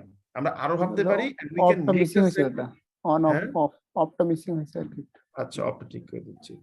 এখন আমরা বাক্য নিয়ে অনেক ভাবতে পারি, অনেক কিছু করতে পারি। তো এই বাক্যে কিন্তু আমাদের কিন্তু কি adjective clause, noun clause, degree of comparison সবকিছুকে আমরা এনেছি। এবার আমরা একটা মজার জিনিস ভাববো। একটা জিনিস মনে রাখবেন, সেন্টেন্স লার্নিং এর একটা নির্দিষ্ট সময় পার করার পরে পুরো ব্যাপারটাই হচ্ছে আপনি এখন কি ভাবতেছেন সেন্টেন্স লার্নিং এর উপরে, ওইটাই ডিফাইন করে দিবে, ঠিক আছে? আর কিছুই না। তো এই জায়গাটাতে এসে আমরা বলি আপনাদেরকে, জানেন কি, যে এবার ভাবতে শিখেন। দেখেন দুই ক্ষেত্রে যেহেতু মাছ, দুই ক্ষেত্রেই কিন্তু বাক্যের অবজেক্ট কি, মাছ ইনফ্লেশন। ভুল আছে কোথায় আমার? না স্যার। আমি যদি বলি দুই ক্ষেত্রেই অবজেক্টকে আমি অ্যাডজেক্টিভ ক্লজ দিয়ে মডিফাই করব, কোনো সমস্যা আছে? No, sir. আমি যদি বলি এই দুই ইনফ্লেশনই ঘটতেছে আপনার রাশিয়া ইউক্রেন ওয়ারের কারণে, আমি বলতে পারি না যে অবশ্যই। That is caused by Russia Ukraine crisis? জি স্যার। তো আমি আরো অনেক এখানে লিখলাম, দেখেন জিনিসটা শিখে রাখেন, কাজে লাগবে। আমি যদি বলি ইট ইজ কজড বাই, ঠিক আছে, রাশিয়া ইউক্রেন ক্রাইসিস, এই ইট বুঝাচ্ছে কাকে? ওই যে ইনফ্লেশন কে। মাথায় ঢুকছে? হ্যাঁ, জি স্যার। আচ্ছা আমি এখানে একটা ভুল করে ফেলেছি, সেটা হচ্ছে আমি ইকুয়ালটা না রেখে আনইকুয়ালটা রেখে দিয়েছি। সমস্যা নেই, আমি আনইকুয়াল দিয়েও করতে পারি, ইকুয়াল দিয়েও করতে পারি, মানে ইনফ্লেশনের পরে বসাই দিবেন, ঠিক আছে? তো আমি মোডটাকে বাদ দিয়ে আমি এটাকে হচ্ছে ইকুয়াল রেখে দিচ্ছি, ঠিক আছে? অ্যাজ মাচ ইনফ্লেশন অ্যাজ লিখে দিলাম। তো এই যে ইনফ্লেশন, এটার জন্য ভিতরে আবার অ্যাডজেক্টিভ ক্লজ ঢুকাবো। That is caused by, reduction করলে কি হবে? কজড বাই রাশিয়া, তারপর হচ্ছে ইউক্রেন ক্রাইসিস। দেখলেন তো কোন চিপায় নিয়ে আমি অ্যাডজেক্টিভ ক্লজ ঢুকাইছি? এবার কম্প্যারিজনের ভিতরে নিয়ে ঢুকাইছি। মাথায় ঢুকছে? জি sir.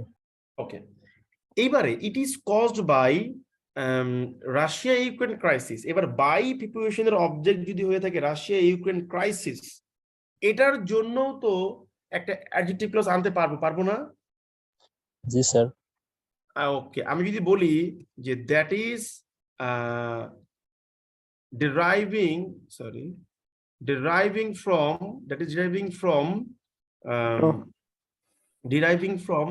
Oh. Not- NATO's east expansion এটা ইস্ট এক্সপানশন পলিসি লিখতে পারি না? রিডাকশন করলে কি হবে? Driving for NATO's east expansion policy. মাথায় ঢুকছে ব্যাপারটা? জি স্যার। তার মানে কি বাক্য পেঁচায় গুচায় মোটামুটি আপনি একদম এক্সামিনারের মাথায় নষ্ট করে দিতে পারবেন, কোনো সমস্যা নেই যদি বুদ্ধি করে কাজ করতে পারেন। আমি কিন্তু অ্যাডভার্ব ক্লজ ইউজ করি না, আমি এভাবে রেখে দিছি। and kindly look at the size of the sentence, how beautiful it is indeed. Look, কতটা সুন্দর হতে পারে একটা বাক্য, দেখছেন? কত সুন্দর একটা বাক্য হতে পারে, দেখেছেন? and this is how we say that you can write very big sentences. এখানে কয়টা ওয়ার্ড আছে দেখেন, 1 2 3 4 5 6 7 8 9 10 11 12 13 14, প্রায় 50 প্লাস ওয়ার্ড এখানে কিন্তু অলরেডি আমাদের কাছে আছে। and this is how we actually write big sentences. এখন আপনি যদি বলেন যে শোন ভাই, এখানে আমি একটু সৌন্দর্য বর্ধন করতে চাচ্ছি, কি করতে পারি? এখানে সবচেয়ে ভালো কথা হচ্ছে, যেহেতু কোটেশন মার্ক অলরেডি আপনি দিয়ে দিয়েছেন, তো দ্য ইকোনমি অফ বাংলাদেশ, এটার জন্য আপনি একটা এম ড্যাশ দিয়ে দিতে পারেন, ঠিক আছে? যে উনি যে কষ্টটা ফেস করতেছে, এটাকে আপনি এম ড্যাশ দিয়ে আলাদা করে দিলেন, তাহলে স্যার বুঝলো যে এটা ইকোনমি অফ বাংলাদেশের মডিফায়ার। তারপরে ভার্ব আসছে, এরপর as mass inflation cause by blah blah blah blah blah. যেহেতু এখানে আগেও একটা অ্যাস পেয়েছেন, যিনি রাইটার তিনি এক্সামিনার তিনি বুঝবেন, এবং এখানে পরেও একটা অ্যাস পেয়েছেন, উনি দেখেই বুঝবে যে আপনার সেন্টেন্স মেকিং এর উপর খুব ভালো দক্ষতা আছে, যে দুই অ্যাজের মধ্যে উনি যে গেমটা খেললাম আমরা, ঠিক আছে? এরপরে বাকিটা দেখলে বুঝতে পারতেছে। So this is how actually we write big sentences, ঠিক আছে? এবার বলেন আপনাদের কার কি কোশ্চেন আছে এখান থেকে, আমি শুনতে চাচ্ছি। যদি if you have any questions বলতে পারেন, কোনো সমস্যা নাই। No more questions, sir. Thank you. So did you understand the whole lecture as well? Yes, of course we are. এই যে অ্যান্সারটা কিন্তু ভুল দিয়েছেন, আমি বলছি did we understand. So your answer is suppose to be yes we did, not we are, ঠিক আছে? 5 মিনিট হবে। You have to apply the very structure I mentioned, ঠিক আছে? সো এই বিষয়গুলো মাথায় রাখবেন দয়া করে। আইএলটিএস এ কিন্তু ছেলেমেয়েরা খারাপ করে অনেক ভালো পরীক্ষা দেওয়া সত্যি স্পিকিং এ এই কারণটার কারণে we don't maintain the synchronized condition of tense. Okay, so we have learned very interesting thing, right? How to apply the concept of adjective clause, adverb clause, noun clause and comparison. তার মানে এই পুরো বকবকের মূল রহস্যটা ছিল কোথায় জানেন? এই বড় বাক্যটা তৈরি করা, and to show that যে has been টাকে আগে আনা যায়। এখন অ্যাপার্ট ফ্রম দিস, এগুলা ছাড়া আমাদের কাছে কিন্তু আরো অনেক কিছু আছে টেন্স বলতেছি, এই ডিগ্রি অফ কম্পারিজন। যেমন ধরেন আপনারা ছোটবেলায় পড়েছেন, কিছু বিষয় আপনাকে আমি দেখাই দিই, একটা উদাহরণ দিয়ে দেখাই দিই। যেমন ধরেন আপনারা ছোটবেলায় পড়েছেন না যে সুপেরিয়র টু বা ইনফেরিয়র টু, ঠিক আছে? বা সিনিয়র টু বা জুনিয়র টু, এগুলো অলরেডি কম্পারেটিভ, এগুলোকে কম্পেয়ার করা যায় না, শিখেছেন? তারপর যেমন ধরেন ইউনিক অথবা পারফেক্ট, এদের কখনো কম্পেয়ার করা যায় না, এগুলো আপনারা জানেন, ঠিক আছে? তো এই বিষয়গুলো হচ্ছে আমাদের এমসিকিউ গ্রামারের ডিসকাশন, এগুলো আমরা এখানে আসলে আনি না। রাইটিংটা হচ্ছে স্ট্রাকচার, ঠিক আছে? সো এগুলো একটু পড়ে নিবেন। তবে তারপরেও মোটামুটি এইটুকু জিনিস যদি আপনি অ্যাপ্লাই করতে পারেন, অ্যাটলিস্ট একটা সেন্টেন্স, একটা বিষয় কি জানেন, আমি সবসময় আপনাকে বলি দাদা না, একটা সেন্টেন্স যদি ব্যতিক্রম হয় এটা দেখাই দিতেন তো ভালো হতো। কোনটা?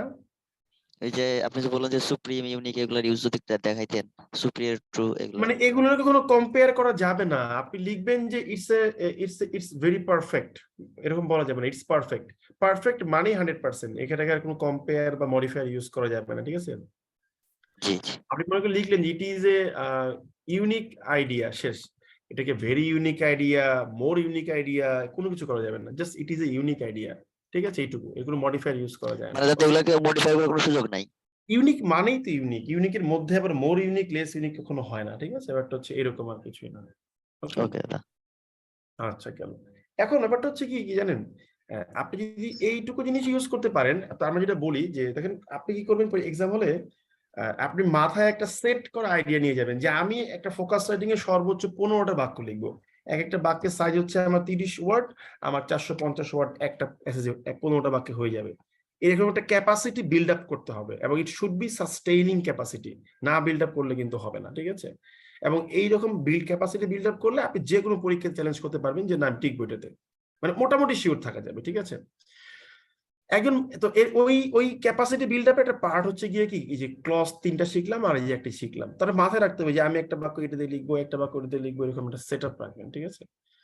একজন বলেছেন কি যে ব্লা ব্লা ব্লা ব্লা ব্লা, দাদা এই বাক্যটার মেইন ক্লজ কোনটা, বাক্যটা একটু ভেঙে ভেঙে বুঝিয়ে দিবেন কি, পেপার থেকে নিয়েছি। ওকে, আমরা বাক্যটাকে লিখি, দেখি পারি কিনা, চলেন আমরা বাক্যটা একটু লিখবো, দেখি পারি কিনা, চলেন দেখা যাক কি হয়। আমি লিখলাম যে with a new type of cold war emerging, ভালো করে দেখেন, between Moscow and Washington, comma দিয়ে the continent has been left in the cold, literally and figuratively. Okay, good sentence one, and this good sense of humor also. So let's see the let's see the situation here, ঠিক আছে? কি বলতেছে এখানে, main ক্লজটাকে, আপনার প্রশ্ন main ক্লজটা হচ্ছে the continent has been left in the cold literally and figuratively, এটা হচ্ছে গিয়ে মেইন ক্লজ, যে এই মহাদেশটাকে এখন আক্ষরিক এবং ভাবার্থে দুই দিক থেকে চিন্তা করলে বলা যেতে পারে যে ঠান্ডার মধ্যে ফেলে দেওয়া হয়েছে। আক্ষরিক ভাবে কি, শীতকাল চলে আসছে, ফিগারেটিভলি কি, কোল্ড ওয়ারের মধ্যে আছি আমরা, এই হলো কথা। এই পত্রিকার এই বাক্যগুলোর জন্য কিন্তু আমরা আমাদের এই কোর্সটা রান করতেছি। যদি পকেটের সমস্যা না থাকে, খুবই অল্প ফি, 300 টাকা, ভর্তি হতে পারেন। কালকে পর্যন্ত অফারটা আমি রেখেছি, ঠিক আছে? এবং আই হোপ কাজে লাগবে। আপনারা কি ভর্তি হচ্ছেন এটাতে কেউ? স্যার আজকে মাত্র জানতে পারলাম। হ্যাঁ দাদা। আমার প্রোফাইলে দেখেন, আমি জিজ্ঞেস যদি বলতেন দাদা, বুঝি জানি নাকি না দাদা। আমার টাইম দিলে দেখেন, টাইম দিলে গেলে পাবেন। এখানে একটা পোস্ট দিয়েছি, দেখেন আপনার রিটেন ব্যাচের একটা ডিসকাউন্ট দিয়েছি, তারপর হচ্ছে আমাদের পত্রিকার ব্যাচের একটা ডিসকাউন্ট দিয়েছি। মানে আমরা মূলত পত্রিকাতে গিয়ে এই বাক্যগুলোকে বাংলা করে করে পড়াই এবং স্ট্রাকচার গুলোকে দেখাই দিই আর কি। ওকে স্যার ওটা আলাদা কোর্স? ওটা আলাদা কোর্স থাকে আমাদের, হ্যাঁ, কারণ সবকিছু আসলে এক জায়গায় এনে পড়ানো যায় না, ঠিক আছে? যেমন আপনি এখানে ভেঙে ভেঙে শিখতেছেন, ওকে, এই জন্য কোর্স ফি গুলো খুব কম রাখি, সো দ্যাট আপনি পড়তে পারেন। এখন দেখেন, এটা হলো main clause, the continent has been left in the cold literally and figuratively, অর্থাৎ এই মহাদেশটাকে বা এই অঞ্চলটাকে আক্ষরিক এবং ভাবার্থ দুই দিক থেকেই শীতের মধ্যে ফেলা দিয়েছে। ভালো কথা। তো এইটার প্রিপোজিশনাল ফ্রেজটা কি ছিল? প্রিপোজিশনাল ফ্রেজটা ছিল with a new type of cold war. অর্থাৎ এই প্রিপোজিশনাল ফ্রেজটা কিন্তু পরে গিয়েও বুঝতে পারতো যে the continent has been left in the cold war literally and figuratively with a new type of cold war, অর্থাৎ একটা নিউ টাইপ, নতুন ধরনের আপনার স্নায়ুযুদ্ধের কারণে আপনার পুরো দেশ পুরো মহাদেশটাই এখন আক্ষরিক এবং ভাবার্থ দুই দিক থেকেই আপনার ঠান্ডার মধ্যে পড়ে গেছে।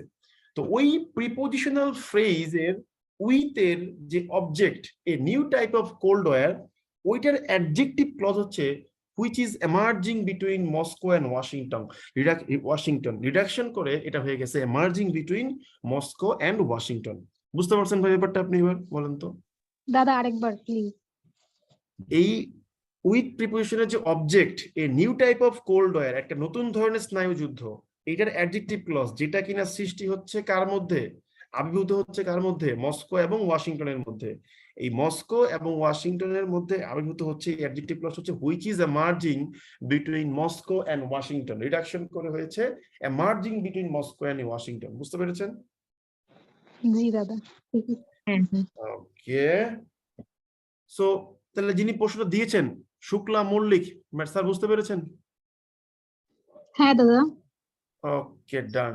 তো এখন দেখেন, আপনি কিন্তু অনেক 9টা ক্লাস করেছেন এবং you have seen the way I am just showing you the structural variation. এখন লিখার যদি ভ্যারিয়েশন না আনতে পারেন তাহলে কিন্তু হবে না। সো আজকে আমরা আরেকটা টপিক দেব। গত ক্লাস আপনারা মনে করেন নাই, টপিক দিতে ভুলে গেছিলাম।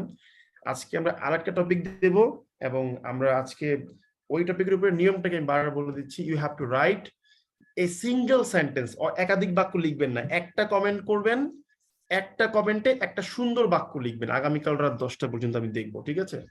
আই রিপিট, একটা বাক্য লিখবেন, একটা বাক্য লিখবেন একটা কমেন্টে, এর বেশি কমেন্টও করবেন না, বাক্য লিখবেন না। সবাই ব্যাপারটা ক্লিয়ার করতে পেরেছি আমি সবাইকে?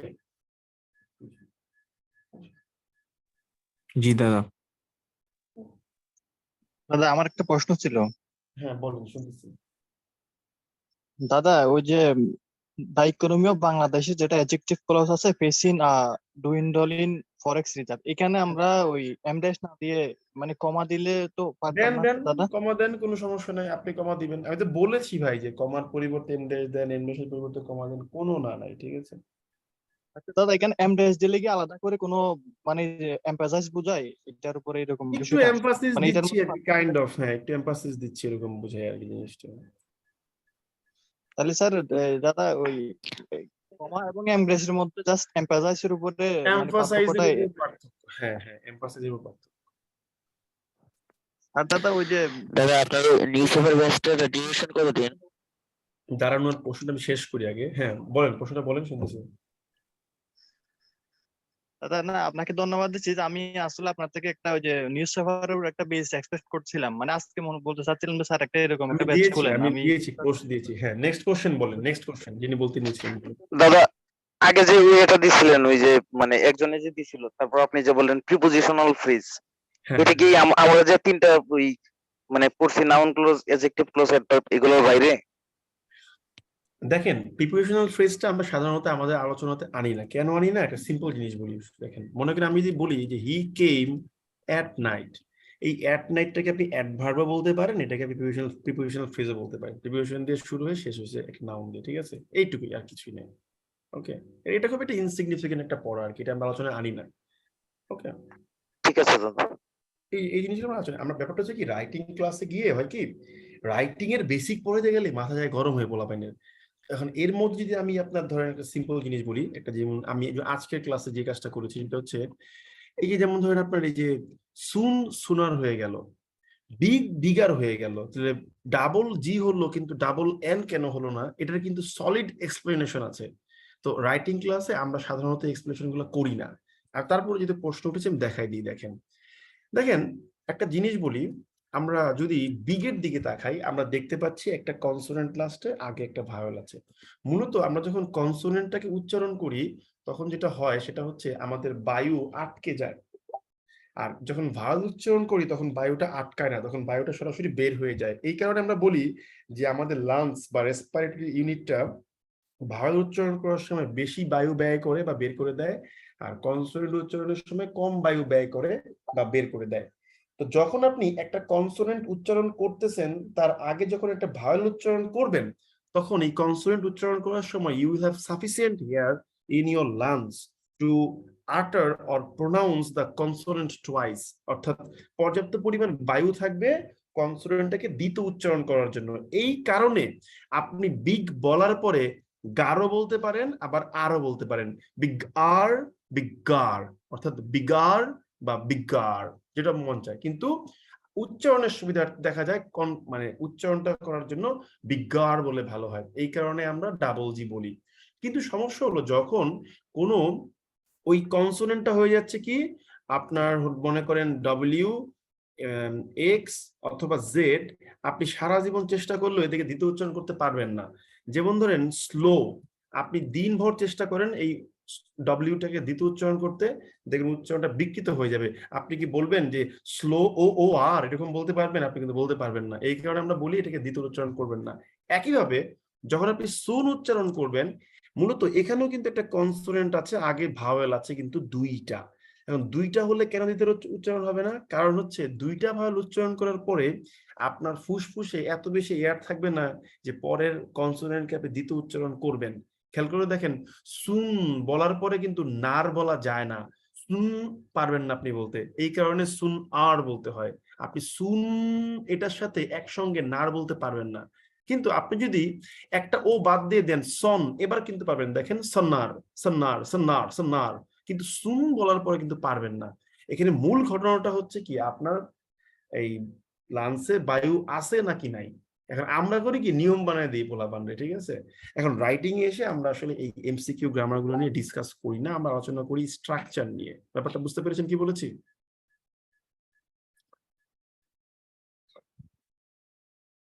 হ্যালো, জি দাদা। ওকে, থ্যাংক ইউ ভেরি মাচ। এখন দাদা আর একটা কোশ্চেন ছিল দাদা। হ্যাঁ বলেন বলেন, শুনতেছি, বলেন। দাদা এই যে একটা সেন্টেন্সকে আমরা অ্যাডজেক্টিভ প্লাস অ্যাডভার্ব প্লাস দিয়ে যে বড় করলাম, এটা তো ফোকাস রাইটিং বা এস এর ক্ষেত্রে করা যাবে, কিন্তু প্যারাগ্রাফের ক্ষেত্রেও কি এটা করা যাবে? ও মা, প্যারাগ্রাফে কেন করবেন? অবশ্যই করবেন। এটা কেমন কথা? অবশ্যই করবেন। বুঝতে পেরেছেন? হ্যালো দাদা, মানে আমরা যখন প্যারাগ্রাফ গুলো পড়েছি তো তখন আপনার ওই সিম্পল সেন্টেন্স ছিল এরকম টেনে টুনে লম্বা করা ছিল না, তো তাই কনফিউশনে ছিলাম যে ওই করা জায়গা যাবে থেকে কিনা। বের হয়ে আসেন, ওই জায়গা থেকে বের হয়ে আসেন। আপনারা অনার্স মাস্টার শেষ করতেছেন, এখন পড়েন পত্রিকা। এখনো যদি প্যারাগ্রাফে I live in a village, my village name is XYZ, it is a very beautiful village, and this village is surrounded by with a river in one side, and the other side there is another village, its name is ABC. Okay, my village is very greenery and many people live there, about 500 families are seen there. বাদ দেন, এই দিন শেষ হয়ে গেছে, এই দিন আর কত পড়বেন? ঠিক আছে, এগুলো তো পড়ে আসছেন। এখনকার যুগে আপনার রাইটিং থাকে প্রফেশনাল, আপনার কথা টোন থাকে প্রফেশনাল, আপনার কথা শুনেই যেন বুঝতে পারে যে না, তাকে দিয়ে কাজ করানো যাবে। ঠিক আছে, এই বুঝতে পারেন জিনিসগুলা। ওই দিন শেষ, ওই দিন বাঘে খায়া ফেলছে। ঠিক আছে, ওকে। একজন বলেছেন the rising energy prices in a manner not seen in recent decades had blah blah blah blah blah. আপনি বলেছেন in a manner, এই এর মেন সেন্টেন্সটা কি? আপনি প্রশ্নটা ভুল বলেছেন, বলতে হবে যে মেইন ক্লজটা কি। এখানে মেইন ক্লজটা হচ্ছে দ্য রাইজিং এনার্জি প্রাইসেস, অর্থাৎ ক্রমবর্ধমান জ্বালানি মূল্য had the worst impact on the economy, ইকোনমির উপর সবচেয়ে বাজে প্রভাব ছিল। এটা হচ্ছে গিয়ে মূল ক্লজ। এইটার একটা ফ্রেজ হচ্ছে, মূল ক্লজের সাথে অ্যাটাচড একটা ফ্রেজ হচ্ছে in a manner not seen in recent ডিকেডস। ওটাকে সাবজেক্টের পরে বসানোর জন্য হয় দুইটা কমা অথবা দুইটা এমডেশ দিয়ে আলাদা করতে হয়েছে। এটা আমাদের সেকেন্ড লেকচারে আছে মনে হয়, দেখেন। ঠিক আছে, ওকে স্যার বলেন, শুনছি। আমি আসলে ক্লজ যেটা সেটা বুঝছি, কিন্তু in a manner not seen in recent ডিকেডস, এটা কি একটাই ক্লজ, মানে অ্যাডজেক্টিভ ক্লজ একটাই, নাকি হচ্ছে এখানে দুটো ক্লজ? ওটা কিন্তু অ্যাডজেক্টিভ ক্লজ বা ফ্রেজ না, ওখানে বাক্যে শুধু একটা ইন্ডিপেন্ডেন্ট ক্লজ আছে, অন্য কোনো ক্লজ নাই। Which is not seen in recent decades, এইটার থেকে এটা আসছে, not seen in recent decades. In a ম্যানারটা কিভাবে? ওটা কিন্তু ম্যানারের অ্যাডজেক্টিভ ক্লজ, ওটা কিন্তু ওই পুরো বাক্যের জন্য না, ওটা হচ্ছে in a manner which is বা that is not seen in recent decades. ওটা হচ্ছে ম্যানার, মানে ইন প্রিপোজিশনের যে অবজেক্ট ম্যানার, ওইটার অ্যাডজেক্টিভ ক্লজ রিডাকশন করা হয়েছে। ঠিক আছে, আচ্ছা আচ্ছা আচ্ছা, বুঝতে পেরেছেন? হ্যাঁ, নেক্সট। হ্যাঁ বলেন, শুনছি, আপনারা বলেন। আমি পিডিএফটা ডাউনলোড করছি, মানে তৈরি করে দিয়ে আপনারা দিয়ে দিন। বলেন। দাদা বলছিলাম যে আপনার ওই নিউজ পেপার ব্যাচটার কোর্স ডিউরেশন কতদিন? ভাই কোর্স ডিউরেশন হচ্ছে আপনার মনে হয় 3 মাসের মতো আমরা নেব, ঠিক আছে? জি জি। ওকে, তো এখন আমি কি করব, আমি এখন টপিক দিয়ে দিচ্ছি, ঠিক আছে? আপনাদের কাজটা কি? আপনাদের কাজটা হচ্ছে এই টপিকে আই রিপিট একটা কমেন্ট করবেন, একটার বেশি কমেন্ট করলে কিন্তু আমি মাইট দিব সবগুলো ধরে, বি কেয়ারফুল, ঠিক আছে? বুঝতে পারছেন কি বলছি?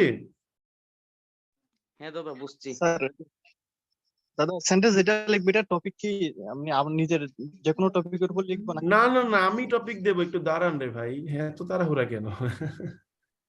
তো স্যার তাড়াহুড়া এখানে কেন? কি আমরা মানে একটা সেন্টেন্স যেটা লিখবো এখানে নাউন ফ্রেজ তারপরে অ্যাডজেক্টিভ ফ্রেজ বা ক্লজ সবকিছু এই মিলে সবগুলা মিশে লিখবেন, হ্যাঁ হ্যাঁ, সবকিছু মিলে মিশে লিখবেন আর কি, ঠিক আছে? এই যে আপনাদের পিডিএফটা আমি আপলোড করে দিয়েছি, এবার আমি টপিক দিচ্ছি, ওই টপিকে আপনারা পোস্ট করবেন সবাই দয়া করে, ঠিক আছে? কেমন লাগতেছে ক্লাসগুলো একটু বলেন শুনি। এনজয়িং আর sir I enjoy it very much. আচ্ছা, আমি তাহলে দিচ্ছি টপিক 3 আজকে, তাই না? আমি টপিক দিলাম 4 টপিক, হবে, হ্যাঁ টপিক 4 হবে। ওকে, দিলাম টপিক 4। টপিক 4, টপিক 4টা কি হবে? টপিক 4টা হবে হচ্ছে এক্সপোর্ট রেভিনিউ, ঠিক আছে? এক্সপোর্ট রেভিনিউ, ঠিক আছে? এই এক্সপোর্ট রেভিনিউ এর নোটটা কি দিলাম? ডু নট রাইট, না নেগেটিভ ওয়ার্ড হয়ে যাবে, ঠিক আছে? আমরা লিখবো রাইট এ সেন্টেন্স, ঠিক আছে? জাস্ট রাইট এ সেন্টেন্স, ঠিক আছে? এর বেশি কিছু না। Topic 4 export revenue, note write a sentence, দয়া করে এর বেশি লিখবেন না, ঠিক আছে? শেষ। আচ্ছা দাদা, এক্সপোর্ট রেভিনিউ সম্পর্কে মানে তথ্যগুলা কি ওই যে অন্য কোন সোর্স থেকে মানে কালেক্ট করে তারপর লিখবো? অন্য সোর্সের পরিবর্তে আপনার নিজস্ব কোনো সোর্স আছে? না দাদা। এই ধরনের প্রশ্নগুলো করবেন না কখনো, এটা আমি খুবই ডিসলাইক করি। অনেকে কয় না, শুন ভাই ধমক দেয় ক্লাসে, গালিগালাজ করে, এই তখন গালিগালাজ করি। অন্য সোর্স আর নিজের সোর্স কি, আপনি যেখান থেকে মন চায় সেখান থেকে লিখবেন। এই যে একটা কথা করেন আপনার, মানে এমন একটা ভাব ধরেন যে মাত্র আপনি ডিম ফুইটা বের হয়ে এসেছেন বাংলাদেশে, এই কথাগুলো কখনো বলবেন না, ঠিক আছে? কোন সোর্স থেকে আপনি, এটা আপনি জানেন। আপনি বলতে পারেন যে ভাই, আপনাকে বলে কি ভাইয়া ডেইলি স্টাডি কোন পার্ট গুলো পড়বো? আরে ভাই তুই সব পড়বি, সব পড়বি বসে বসে। আমি যদি বলি যে একটা মানুষকে পটানোর জন্য, একটা মেয়েকে পটানোর জন্য 10টা সুন্দর ইংলিশ ওয়ার্ড বলেন, বলতে পারবেন? পারবেন না। কিন্তু ওর জন্য কি করতে হবে? ওটার জন্য আপনাকে ওই লাইফ স্টাইলটা পড়তে হবে, ঠিক আছে? আমি যদি বলি বাংলাদেশ জিতছে, এর উপরে 1 মিনিট 2 মিনিট না, মাত্র 1 মিনিট সুন্দর করে ইংলিশে বলেন, কি বলতে পারেন দেখেন তো? তাই খেলা পেপারটা পড়বেন, সব পড়বেন, পড়ার কোনো শেষ নাই। কি বলছি বুঝতে পারছেন? ওকে, তাহলে টপিক কিন্তু কি দিলাম? একটা বাক্য লিখবেন। যদি কেউ একের অধিক বাক্য লেখেন তাহলে মাইট দেবো ক্লাস, আমি কোথাও ভার্বালি মাইট দেবো, মানে বাড়িতে গিয়ে পেতে পারবো না, ভার্বালি পিটাম, ঠিক আছে? তাহলে একটা বাক্য লিখবেন, কিন্তু আমি দেখবো এই একটা বাক্যে আমার পড়ানোর ইম্প্যাক্ট আছে কিনা, নাহলে কিন্তু খবর আছে দিলাম। আচ্ছা গেল। এবং সামনে কিন্তু আমরা কিন্তু কি করব, আপনাদের রাইট অ্যাপ দিব, রাইট অ্যাপ চেক করব কেয়ারফুল। মানে আপনারা পিডিএফ মেইল করবেন, দেন ওগুলোকে আমরা হাতে কেটে, প্রিন্ট করে হাতে কেটে আবার আপনাদের মেইল করব। সো আমি যতটুকু পারি ফ্যাসিলিটি অফার অ্যাড করব, আপনারা পড়বেন খালি মন দিয়ে, ঠিক আছে? So that's all for today. আজকে আমি রিভিউ ক্লাস নিব না, কালকে রাত 10টা বাজে আপনাদের এই 3 নম্বর রিভিউ ক্লাসটা শুরু করব, মানে যারা নতুন ঢুকেছিলেন, ঠিক আছে? তো এই হচ্ছে মোটামুটি আজকের class. Thank you very much. আল্লাহ হাফেজ, নমস্কার, গুড নাইট সবাইকে, ঠিক আছে? বাই বাই তাহলে। নমস্কার দাদা। নমস্কার।